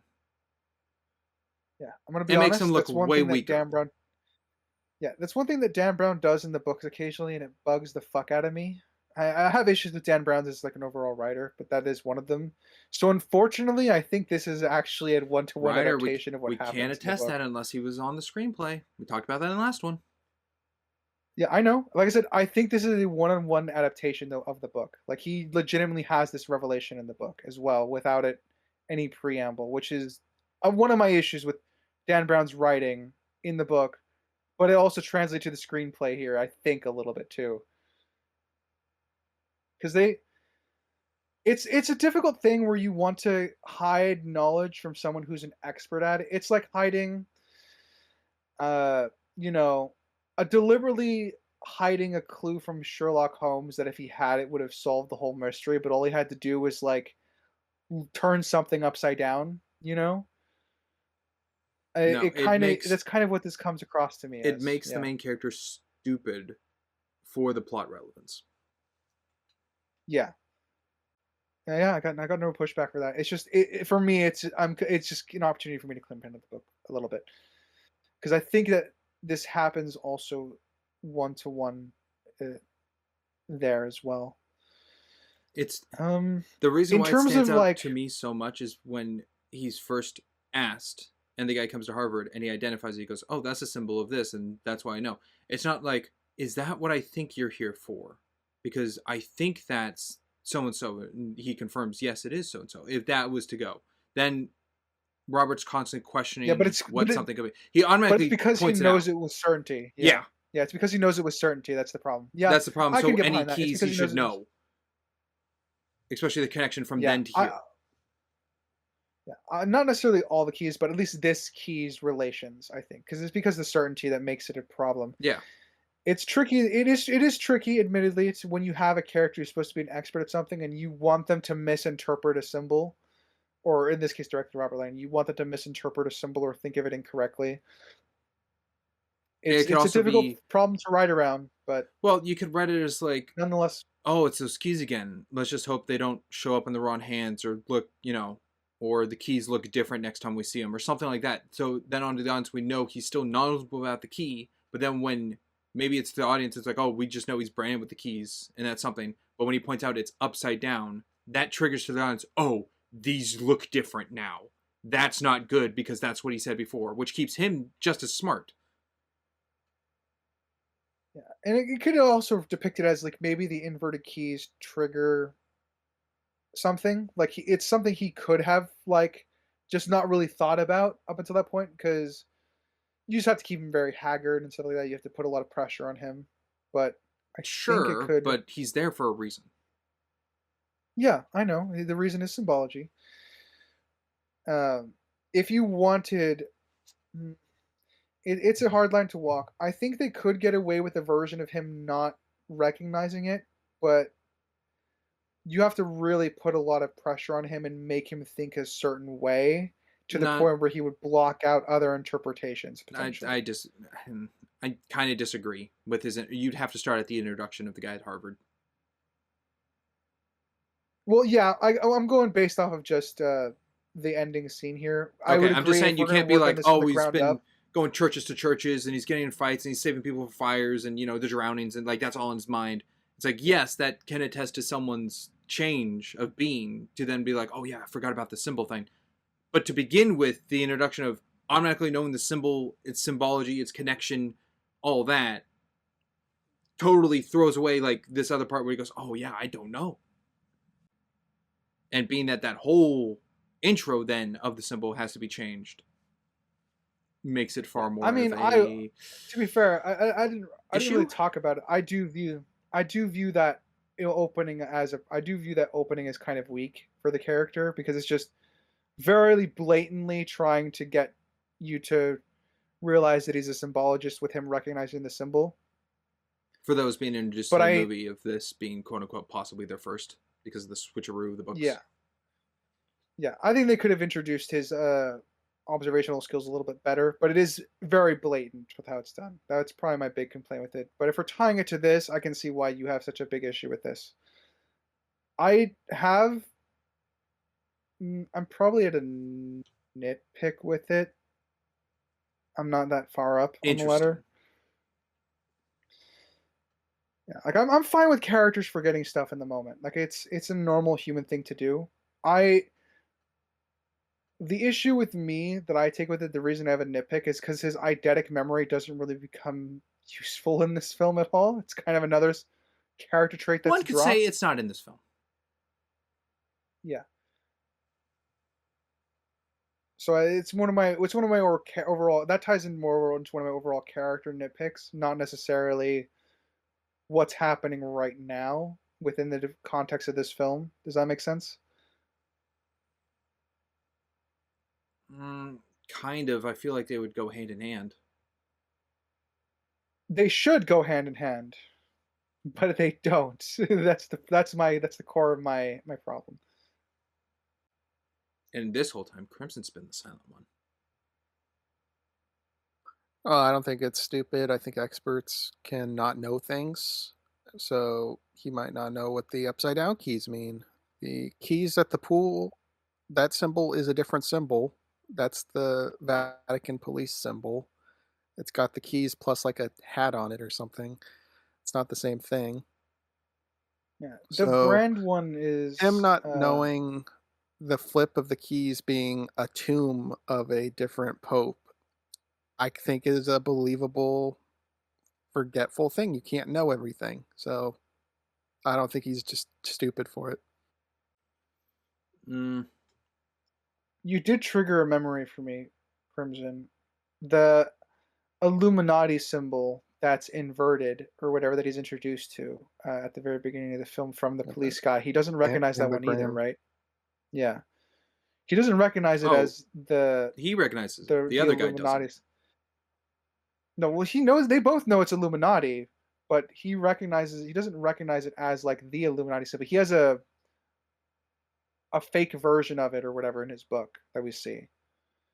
But it's not a brand he's seen before, but he does recognize it. I don't think that's true. I think he recognizes it because he points out to the other guy that it's an ambigram and flips it upside down. The other guy doesn't describe that to Robert. Robert's describing what that symbol is to the other guy and just says, I wish I had more on it because I'm kept out of the archives for his second book. That's how I took it. I mean, it's not that much of a difference for me. Yeah, the thing is, another thing that's out of the film that happened is if you're being called to the Vatican over this. So Robert had like 2,000 years of symbols and Vatican history to research on a plane ride, so I can believe he doesn't know everything.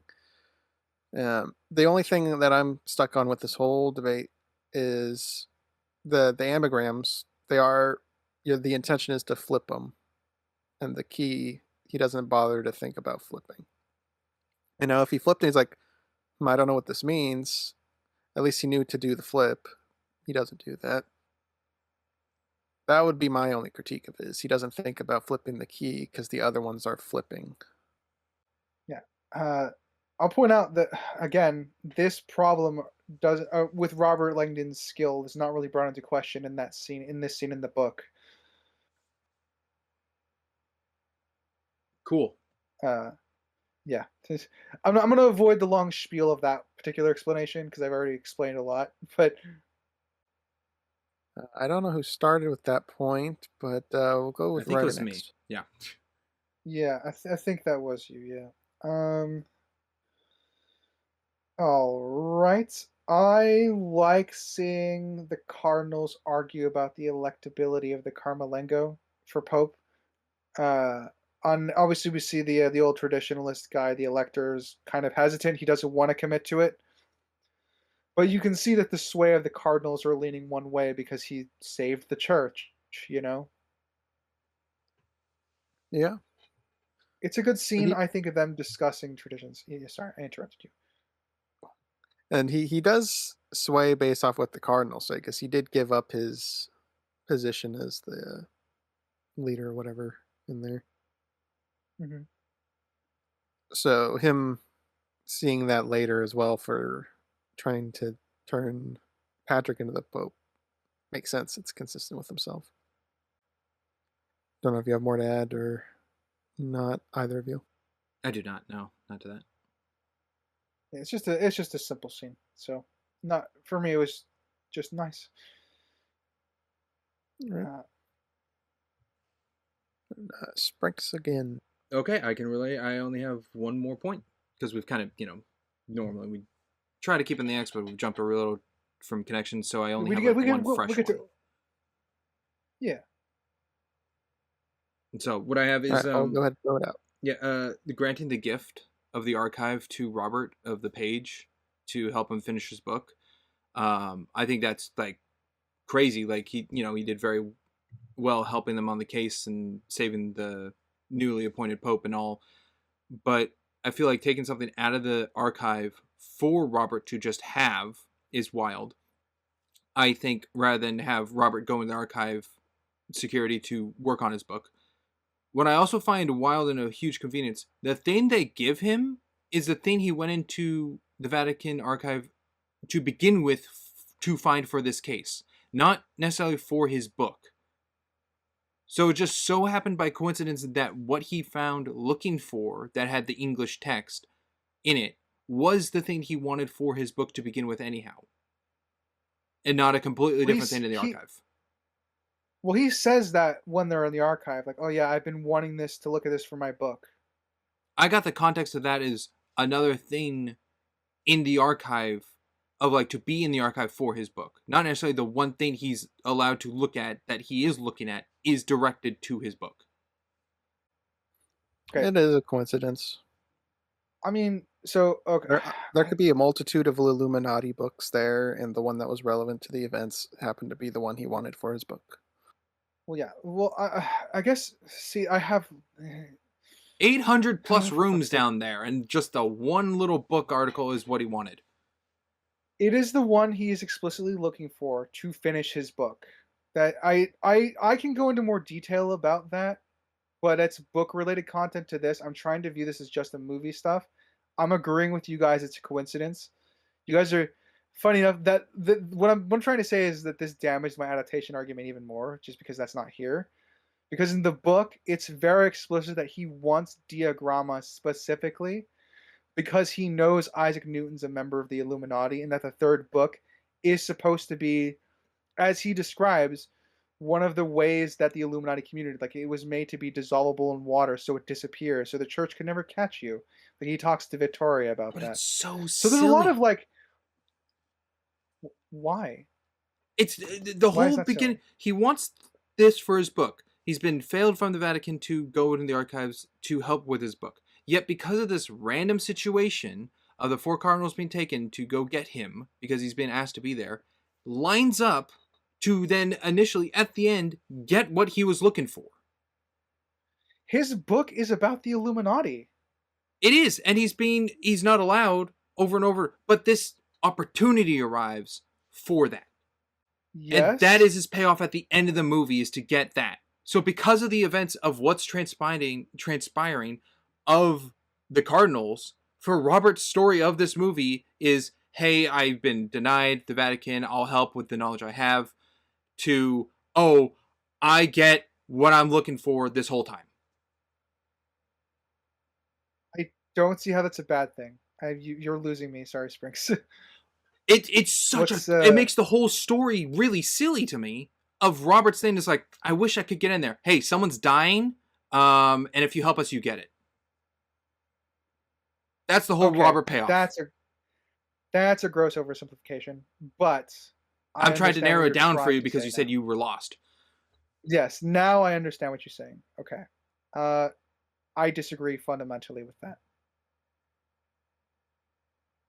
Robert's priority when he goes in for the first time is not his book. He's trying to save lives. Yes. He is allowed to complain about the fact that he's not allowed to see this for his book because he's seeing it now and he can't take his time with it because he needs to try and find a way to Yes. the key to saving someone's life. I'm not saying Him Robert is being being rewarded selfish for with- the book. That's not what I'm saying. Yeah. Yeah, but him being rewarded for it at the end because he put in the effort, I don't see how that is silly, as you say. It's silly because that's the setup of Robert's character at the beginning of this movie. Right. And the end of the movie, that's what he paid off. gets. Yeah, and it's a payoff. Yeah, so Robert's whole setup thing and is, payoff. hey, you solved this murder. What you were looking for, you get. On the This silly, is on the like randomness that it's like, Robert's the one who can help us with this, that this is happening at this time when you are making a book about the events of what's transpiring.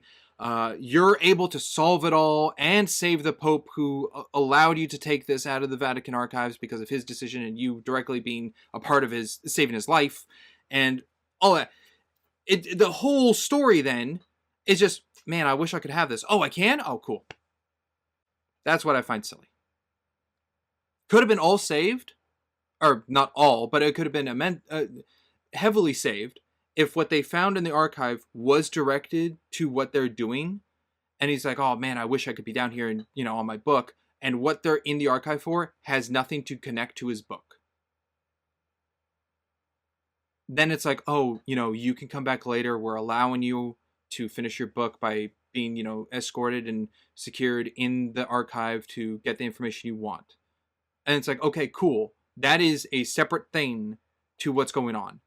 The movie depicts it as a one-to-one connection of the events transpiring to his book, to the piece of paper or little book. That is what he goes in with Vittoria. Yeah, because that's Isaac Newton's message to the Illuminati. That's the start of the path of illumination. I guess then I don't view it as simply as you do, I guess. I think that could be because you've seen the movie multiple times and have read the book. Maybe. But I'm not going to boil it down to, the payoff is simply he gets what he wanted at the beginning. I'm like, cool, that's a setup and payoff. I don't have any issues with how simplified that you've put it down to. You have simplified it, but it's correct. It is a setup and payoff. It shouldn't. That he gets what he wants at the end. It shouldn't bookend the character of the movie. Why? I think that's where you like bookends for characters. I like bookends for movies. A bookend of a character is showing their wants and their desires, and they claimed it. And that is roughly Robert's whole story of this movie. It's not saying that again, not his selfish intake of I'm doing this for the book, I'm doing this for the book, I'm really hoping I can be in the archive again because of helping them. He's not doing that at all. But onto the audience intake, that's what he wants. This event is randomly happened and fallen on his doorstep to get his involvement, and he goes about it as best he can, And out of the generosity and the hope and the big triumph of the end of the movie, finale, epilogue, he gets what he was looking for. Yeah, I was gonna shrug. I agree with all that. That's true. I think we're gonna very heavily disagree I think on so. this one, Springs. I, I'm not sure what I could say to It makes convince a you that, movie like, that's very like historical and educational and smart, and these connections of the past histories and the twists and turns and everything, making the overall main character's starting point to end point very minute and silly. It doesn't feel okay, sophisticated but at all. okay, well, w- so okay, the character doesn't change at all. So why would his goal of the book change? It wouldn't, the goal of the book wouldn't change. He wants to be in there. The relevance of the action of the cardinals being captured at this time where he's wanting to finish his book, not before the book has occurred, and not where I given up on the book and I decided to write something else, all lines up to the story relevance to continue the story of to get there, and the thing in the archive he gets to is the exact thing he needs for his book to be finished. Yes, I know that. I I guess where we disagree, Sprinks, is I don't have an issue with the character being bookended at all. If the character is going to be a relatively static character, which he is, he's supposed to be somewhat of the same character going from the last film. Like, he didn't go on an arc in the first film and go on an arc this film. I'm fine with the character being bookended because it's still like it's the same character with the same goals. To me, He the had Da no Vinci his Code, goals had no reason. Da Vinci Code did not start Sorry. with him going, "I want the Holy Grail." That's true. He definitely that was not his intention. It was over the course of identifying how to save himself, how to help others, how to the safety of all of art and history and religion and everything, to then get the Holy Grail to make sure it's secured and safe and taken care of. This movie is He not gets that. pushed. Yes, I agree. All right. All right. Fundamentally I'm different not sure. viewpoints. I think we'll leave it Yeah, there. yeah. I'm not sure we're gonna be able to expand on this at least any further here. Maybe I'll have a question or something for the recap to help flush it out a bit more. But Okay. All right. And that was your last one you said, Sprinks, right? Yes. Okay. So, or Ryder, you're up. I will jump to scrolling down here. I think the Carmelingo's death is pretty brutal and well deserved in the sense of like I kind of prefer that it's self-inflicted. Yeah, if he just got gunned down, wouldn't have been very satisfying ending. I don't think they would have done it in And church.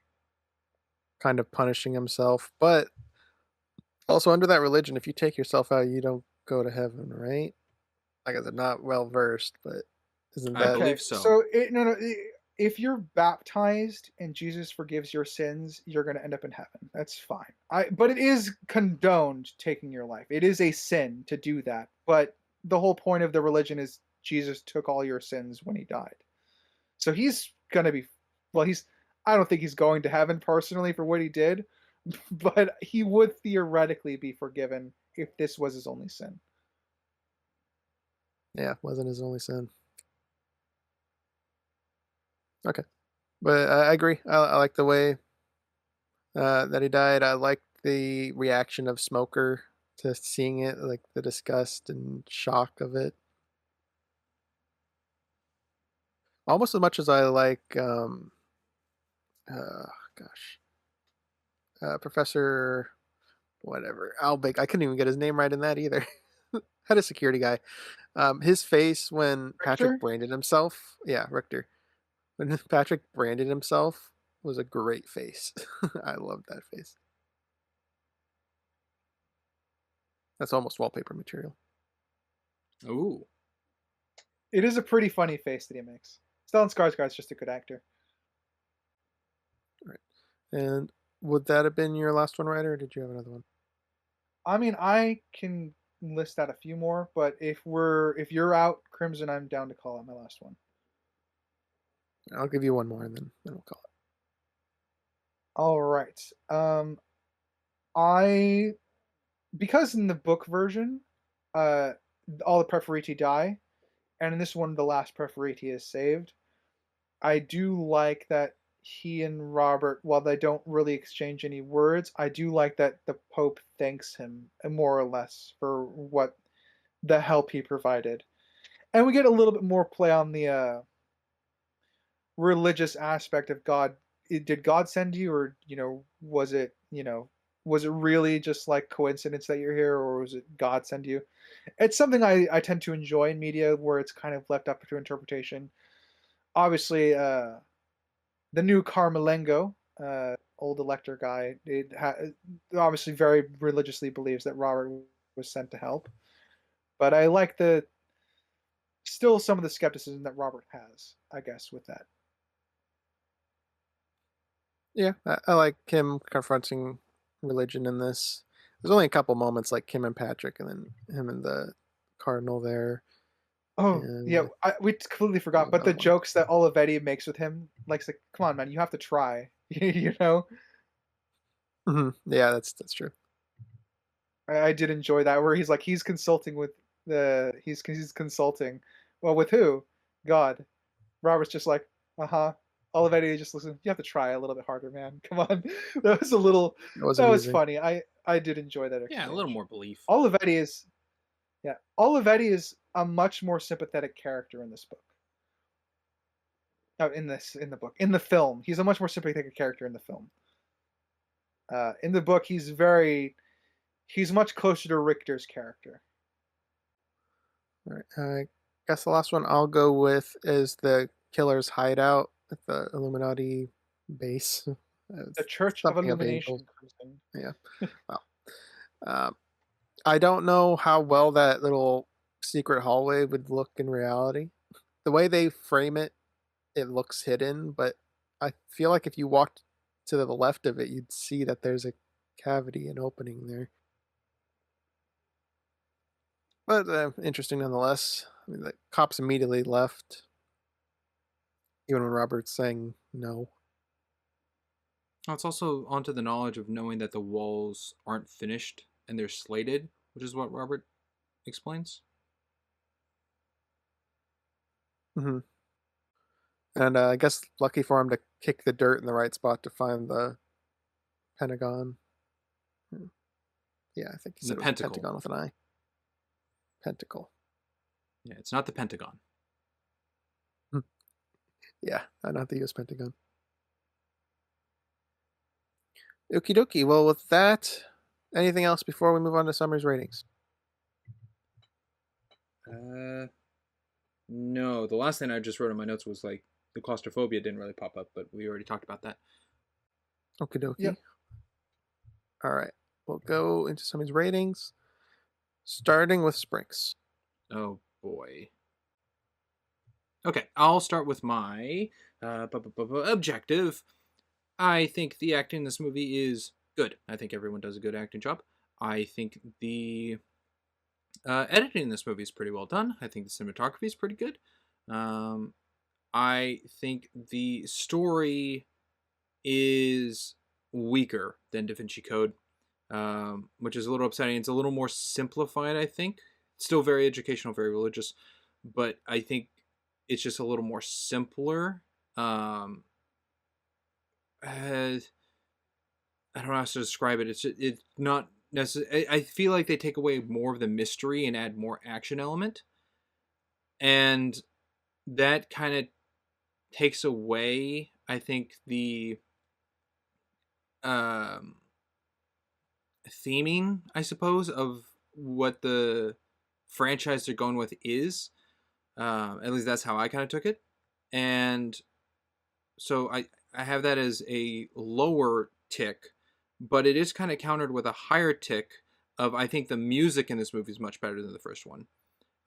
It's very eerie and spooky at times. It's very intense and adrenaline pounding when it needs to be. It's very light and calming in quiet scenes. I do think the music is increased from the first film. Set design, I think, is pretty darn good, being that they couldn't film the actual Vatican, and the set looks very nice. I think the green screen at the end didn't look very good. A random thing of slow-mo, don't know why that was included. With the effects, the explosion of the antimatter going off, I think looked pretty good. I don't think it's beautiful, but it's not bad. Yeah, overall, I think safely, I have my objective at a 7 for this movie. I think it's a pretty decently made film. Subjectively, the whole last bit I had about Robert's kind of whole story of this film really made this go down for me. That just felt like very much like, wow, that was the whole thing of this story. I was just like, I want this, you get this because of help. Very, very dull. I also like the mystery of the first movie a lot more, of not fully understanding what's going on, Robert not fully understanding what's going on, and as the main character going along as the audience with him to understand together and picking up the pieces of what he knows with what Lee knows in that movie, what Sophie knows, like the connection of all of them, or Sophia knows, and their little pieces of evidence together with their own individual knowledge, working as a team to express to the audience, oh, that's everything piecing together. Got it. This movie just kind of has Robert of like, oh, I know this, and then I know the history of this. And Patrick doesn't really give much history. Richter doesn't really give much on like Swiss Guard's involvement. It's very minute. Like he's just like, I'm here to protect. Vittoria kind of has the knowledge on the antimatter, but that's about it. And her involvement of why she's here. So I just feel like a lot of the mystery and everything is very shrinked, and it's mostly just like, follow where the angels are pointing. We got to find something depicting the next element to know the next clue. And then they get there and they do a 360 turnaround and they find what they're looking for. That's how it kind of felt. And it's not I hate this movie. It just feels, for like a 2.5 hour movie, especially called extended, it's very samey kind of throughout the thing. I kind of do like that there isn't like huge exposition dumps like the first movie, but it does feel just like, kind of the same with the first one, where it was like exposition, action, and then so forth until the end, where it's different. This one felt very like, we got a clue, we know where we're going, this is where we are, someone dies, repeat. And they do that like 4 times. So funny enough, I put this at a subjective 4. All right, that leaves you next, Ryder. All right, I'll say my book adaptation for last. I will do my subjective first as well. All right, I'll do subjective first. I do think this is much weaker than the Da Vinci Code in terms of just pure enjoyment for me. As much as I enjoy the more thriller aspect of it, that can be fun. Victoria is kind of one of my favorite characters from the book, and here she's pretty much given nothing to do, and that bugs the shit out of me. And I can't really, see past that. There's still fun here to be had. I do still enjoy this film. I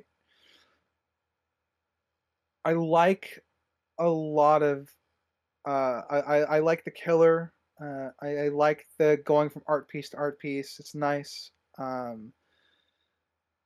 think all the actors do enjoyable work.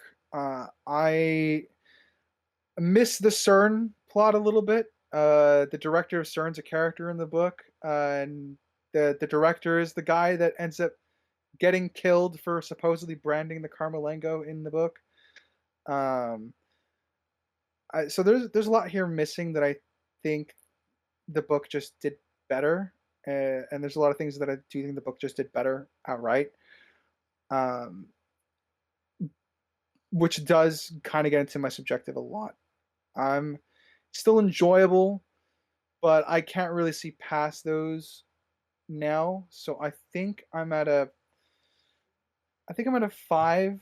Uh, I'm at a 5.5. I'm at a 5. I'm right in the middle. I enjoy this movie, just not as much as the first one. Um, Objectively, um, I am at a 6.5. The world building is good in the sense that I can buy that all the art exists and it's all there. There's little bits here like where the Vatican archives don't have gloves for some reason. There's bits where they wouldn't let uh, the killer. It just kind of has the ability to get around quickly. There's some teleporting that happens in with characters with like at the end just because it's either edited weirdly or it's just teleportation. It kind of feeds a little bit into the world building. As with most thrillers, I'd say the plot is pretty basic. It's from one thing to the next, trying to unsolve the mystery. I don't really have any issues with it. Um, I would say there's some plot armor for the assassin uh, at, during the gunfight during the third shootout. I would say there's definitely plot armor for Patrick. He would have died during the explosion. We kind of talked about how the plot would change based on the certain events happening a different way. If Robert had put the pieces together quicker and they went to the Chi Chapel, or they weren't delayed and arrived before the killer, or if the killer had already escaped, etc. So there are some things that we can move around slightly that would align up to the conveniences that are pushing the plot forward. Um, Characters, I think there's a couple nicks for Robert here, nicks to that are heavy character traits that just aren't utilized as well or at all in this film, being his claustrophobia, his eidetic memory, um, and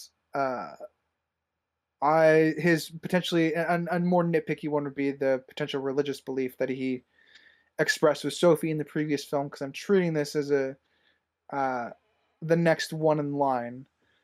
Um, if I treat it with isolation, some of these problems go away. Obviously, even though it's supposed to be the same character, but it is more pronounced here for me because it is. I am treating this as a sequel to the first movie. Victoria doesn't really have much to do. She's there to help give exposition on the dark matter, antimatter device. I think Patrick is really well thought out. The Carmelengo. I think his motivations are understandable, if not, if a bit more surface level here in the movie. I think the side characters, Richter, Olivetti, the priest that also gets gunned down for calling him a sanctimonious bastard. I think they're all flushed out well enough. Richter, for being an original movie character, he's there to streamline the plot along. Otherwise, I do think the film would probably have needed to add another hour onto its runtime. Because the Richter is there to combine plot lines, and I think they do that pretty well as far as giving him a sense of purpose and making him feel like if you never read the book, you wouldn't have ever guessed Richter wasn't a character in it. Chartrand, side character here, side character in the book. Not really much going on for him, but I like that he's consistent with his traits about him being a smoker. Robert kind of sets that up a little bit as a joke earlier on in the first time in the vaults. Comes back the second time when he's suffocating a little bit. He has a harder time than Robert does being a smoker. So side characters are good. I would say I want more from Victoria, obviously, but that's more me as a book reader. So objectively, I'm at a 6.5. I think it's a passable movie. I has a lot of writing nicks that I would like to clean up, but it's all right. Adaptation wise, the skeleton's there. As I said at the beginning of the film, man, so much has changed. There's characters that have been removed. Romance has been removed. Victoria has a grudge against the assassin because her dad was the researcher. So she and Robert both actually kill the assassin themselves in the book. Um, and one of the big things that sticks out for me, though, is for me, Sophie and Robert feel like partners in the previous film. Like they bounce off each other and they help each other solve problems. Here, Victoria doesn't really have a partnership with Robert. They're just she just helps him with the book at the beginning and kind of does nothing afterwards with him explicitly. Outside of obviously they go into the chapel together, the pantheon. So they have bits together, but none of them that doesn't really continue through the story. And I don't really get a sense of partnership because Victoria isn't contributing to solving puzzles, which is something that every one of Robert's companions do in the books. Like they directly contribute to help solving puzzles and stuff like that, or contribute in other meaningful ways. Victoria's biggest thing here is that she requested the journals be flown over from CERN. That's all that the biggest thing that I think she contributed to this story, unfortunately. Um, and that's been my biggest stickler from adaptation standpoint. So my adaptation here is out of 3. The skeleton of the film is still here. The plot elements are the same, but so much of the character stuff has been thrown out of whack. I'm at a 3 of my adaptation. All right, I guess that leaves me. I will start with my subjective. I like this film more than Da Vinci Code. I'm far more entertained by the action sequences with the hitman, the overall intrigue at the Vatican, and the history tied with the Illuminati. I find Robert a little bit more charismatic in this, with at least the way he delivers lines. He doesn't seem like a plank of wood like in the first one to me. I do miss Sophie. She is better than Vittoria, but Vittoria's okay. She's kind of bland in this. But overall, I enjoy this more. I have it at a 7.5 subjectively. Objectively, I think the CGI in large is good. There's great, and then there's poor visuals. Great being, I think, the clouds and the collider in the beginning. Bad being some of the green screen of the parachuting bits and some of the interior shots of the Vatican. I think the acting's all on par. No one stood out as being bad. The story, I don't know if I fully agree with Sprinks about it being way simpler than Da Vinci Code, but it is a little bit simpler if the because they have to solve riddles to find the new place, and then yeah, it's an angel pointing in the vicinity of another thing. Um, so it is dumbed down a little bit by variety. There's not a lot of variety. I do like that there's failure in here. It's not just Robert knows everything. I think that makes for a more compelling character, and the way they utilize this here, I think, in large is okay. A little cheap, as mentioned, for the first one of picking the wrong place, and then now they're late because of it. The the third kill, whatever the air one was, that was completely The bad in second. most metrics. Second one, we broke that down heavily. Lots of wrong with that. That was a flat out problem. The first one being the rocks underground, where it's supposed to be kind of public, is incongruent with the premise of it. In terms of characters, I think they're all pretty consistent with themselves. I don't think anyone really went out of line to me. Um, like I said, Robert, I believe, can make mistakes. Maybe the biggest would be not thinking about the key possibly being upside down. I'm fine with him not knowing what an upside down key would look like, but the fact that he didn't consider it to flip it while the others are supposed to be flippable as anagrams is absent. not Victoria, Vittoria's storyline is pretty non-existent for the most part. She's the introduction of the antimatter, and she isn't even really the solution to the antimatter. She just says, "I don't have time to fix it," and then, I just blanked on his name now. Obi-Wan. Patrick, the Cardinal Patrick. Lango, Yes, Janus in the Patrick book. takes it, runs to the helicopter, shaking it like crazy, and throwing it on the helicopter. Doesn't make sense. It goes opposite of what she was just saying, how it has to be carefully handled, and he should know that, and he doesn't want to kill people. As an antagonist, I think Patrick is really good. He planned a lot. He changed stuff around to accommodate current situations, like being caught. He branded himself and took care of the two people who knew he was guilty. His downfall ultimately being the secret cameras in the room. If that didn't happen, he probably would have gotten away with it. So I think he's a pretty good, competent antagonist. And the Hitman, he's not really much of a character, admittedly, but he is cool. And I think he does his job as a Hitman pretty well. Objectively, I'm at a 7. I think it's a little bit worse than Da Vinci Code objectively, but it's still a well-made film. Anything else before Ryder takes us out? Well, I would agree that the Hitman isn't the greatest when we don't know his name, and we refer to him as Hitman. No, but he did have an interesting line referring to the other religions that he's presumably done hits for. Kind of interesting. I would have liked to have known more about that. Yeah. I suppose the only thing I have, which is, I feel like I should apologetically say for it, but also just kind of with me and maybe Ryder for next week, I don't know if I want to read the book now. Okay. Because it's been spoiled for you? Or Yeah. what? Like, it's different, but now I know what's in the book. So, like, the jumps and ahs or whatever in the book, I know now. And they're kind of thing. Okay. Something to talk afterwards, Okay. I suppose.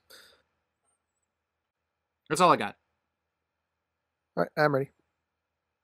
All right. Thank you, audience, for listening, whether it be Spotify, Amazon, Castbox, Good Pods, iHeartRadio, Pocket Cast, and Samsung. And if you've been on our visual side of things, be it YouTube, Rumble, or Firkin Spotify, thank you for watching our PNG Tuber slideshow there. Please feel free to like, comment, subscribe everywhere. Tell us how much you hate our opinions or how much you love them. And as always, I've been a Geeky Writer. I'm Crimson Maroon. And I'm Springs. And we will catch you next time. Later, everybody. Bye. Toodaloo.